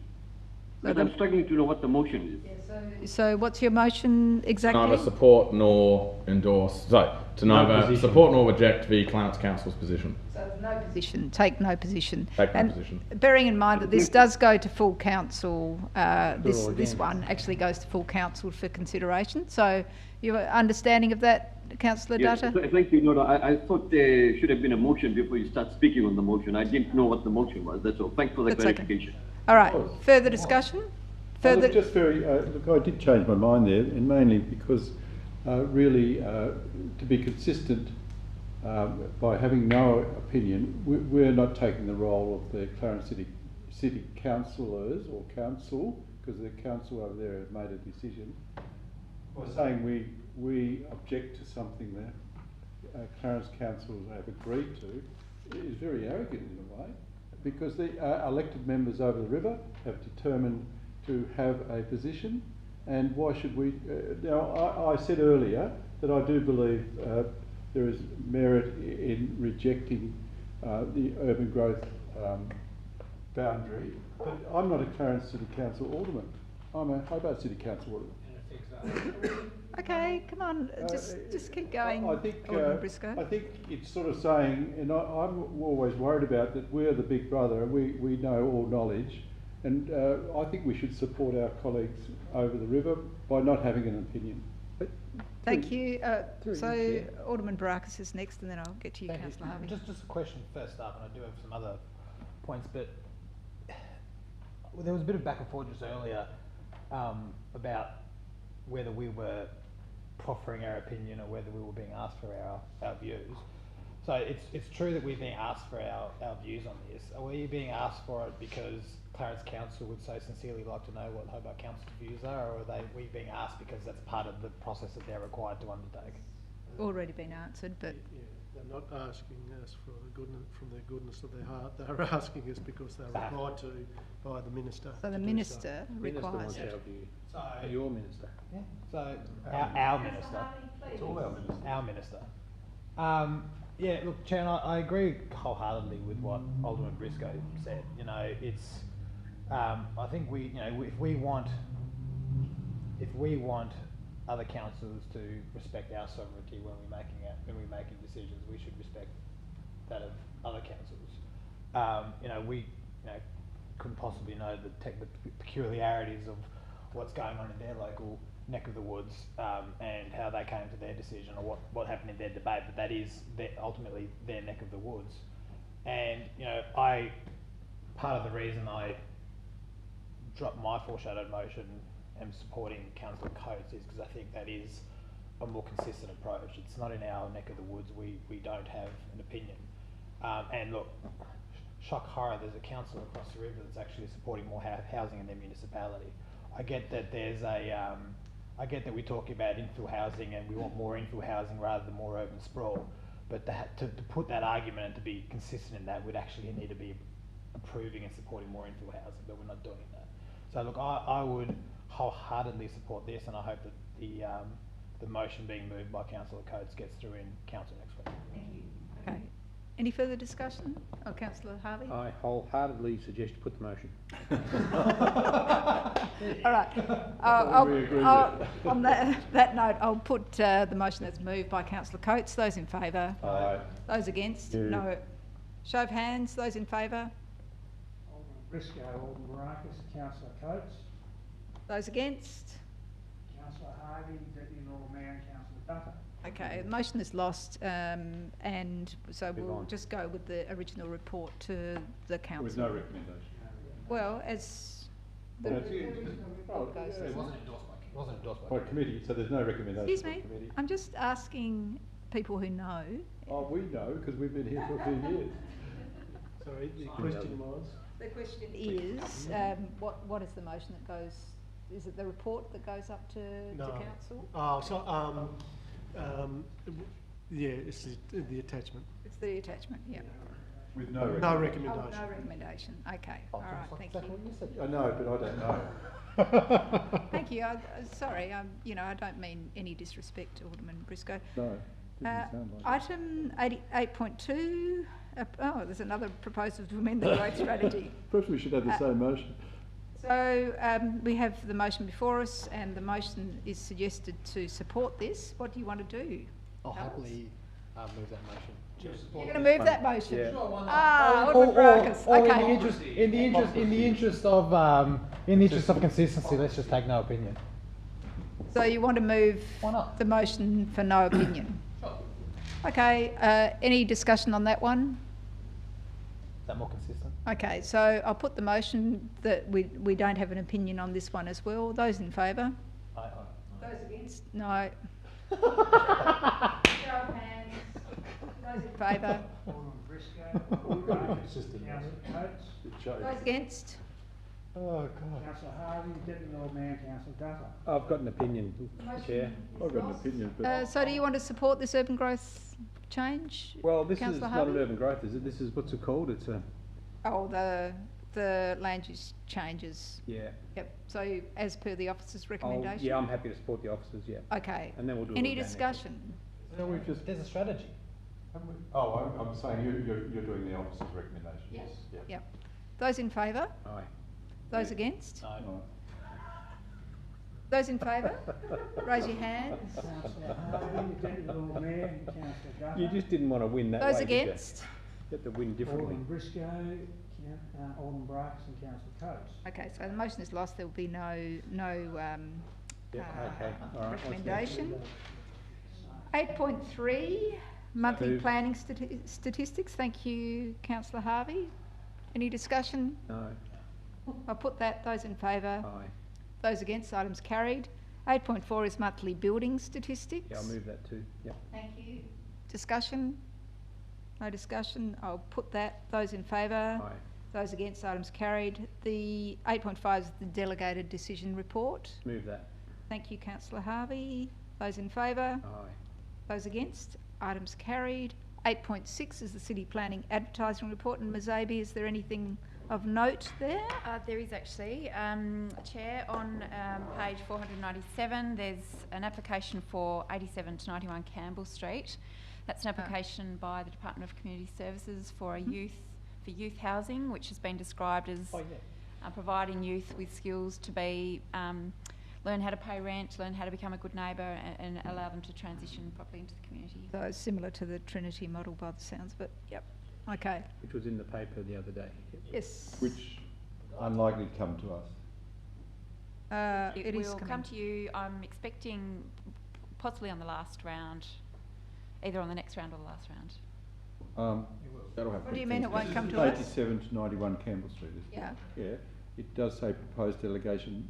Oh, right. It's a major development. That's how it comes to council. Yeah. It'll definitely come to council. Okay. Anything else? Is that it? That's the Okay. most All right. significant Thank item. you, Councillor Harvey. Did you move that? Don't know. I was curious on that one. Has there been, because it's got the advertising periods 26/10 to the 9th for the 11th, but has there been many representations received thus far against it, or is it? Through you, Chair, I haven't actually checked the reps on that one yet. Okay, yeah. I'm surprised there'd be too many impacts. Yeah, I'm trying to think where it is, because next to tape, isn't it? Yeah. Yeah, it does to What was common ground? Common ground. Common ground. Oh, in front of Parking bit, yeah. Okay. So I'll put that. Those in favour? Aye. Those against? Items carried. Questions without notice. Yes. Question. Councillor Briscoe, Alderman Briscoe, then Councillor Dutta. Chair, through you to the Director, I do note in the media today, I think Mount Wellington Cable Car Company is proposing to do a Section 22 amendment to their application for a cable car and associated works. Will the council provide a report to the council, with the planning officers provide a report to council on the merits or otherwise of the amendment? Yes, Chair. We do propose to do that. It'll be in open council? No, Chair, it's not proposed to be put on the open council agenda, but If it's not going to be put on open council, why not? Sonoy? it's a matter of it's before a mediation process. So this is the Section 22. Yeah, the merits or otherwise of their amendment from the council point of view.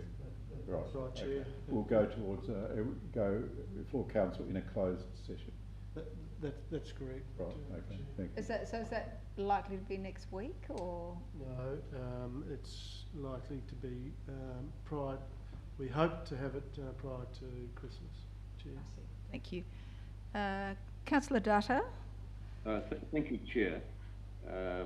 Just as a matter of context, I refer to the comments which has been attributed to Alderman Simon Barakis in the Mercury, and I read, Alderman Barakis said that the public would have been able to have a say if his motion of deferral was successful. I moved the deferral motion and it was thoroughly knocked back. And now there are concerns the community can't have a say if the applicants were able to go back to the council and make amendments, the public would have had a say on it. Now we are in the tribunal stage. That's not going to happen. That was rejected 9-3, and the people who voted against the deferral voted against the application in its entirety. I have 3 questions, and I will forward these questions to the director later. Question number 1. Could the director explain, clarify, or advise if these comments attributed to Alderman Barakis is correct and true in relation to the development processes? I'll take that one on notice, Chair. Thank you. Question number 2. If the deferral proposed by Alderman Simon Barakis, the motion, was approved by the planning authority and the applicant made an amendment, could this allow for the application to be re-advertised by council and representations received? In other words, the public would have been able to have a say. Mr. Noy? I'll take that one on notice, Chair. Thank you. And question number 3. Is there any case law which refers to amending an application for planning approval after it is lodged, and if that development application can be re-advertised and public can have a say again? I'll provide written response to that, but there is clear case law around that issue. Thank you. All right, further questions without notice. Councillor Coates. Yeah, I do have a few actually. One of these, I'll just preface, is in regards to one of the ones we just heard about this morning, but because it's an individual application, am I best to do it in a closed? If it's specifically related to an application and around enforcement action? Yeah. I might do it in the closed. Okay, cool. So second one is a more broader question, and I'll preface this by saying I agree with the comments we heard earlier today, but if you were to do a renovation in Battery Point, it's stand to reason that people would be aware that they're likely to be heritage listed, but I guess my concern is what happens if people are doing renovations outside of those sort of areas. And look, you know, I read the ad that was on realestate.com.au. It talked about this place being one that had renovations in the past. There are renovations, you know, it could be one that we're renovating in the future. And I guess my question is, does Hobart City Council do any sort of community education around, specifically looking at people buying and selling in the real estate market, around that there are actually, you know, very strict requirements in regards to planning codes, development codes, heritage codes, and you know, sometimes I've seen real estate ads where it says, you know, it could be a great site subject to council approval, but is there any laws around that? Is there any education that we undertake with the real estate industry? Can you provide that in writing? I can provide it. That's a bit easier, so I know sort of led into it. Yeah, look, I'll take that one. It warrants a question then. Yeah. Okay. Yep. No further questions? All right. We'll close. Can I ask somebody to close the meeting? Move that we close the open and open the closed. Thank you, Alderman Barakis. Those in favour? Those against? Items carried.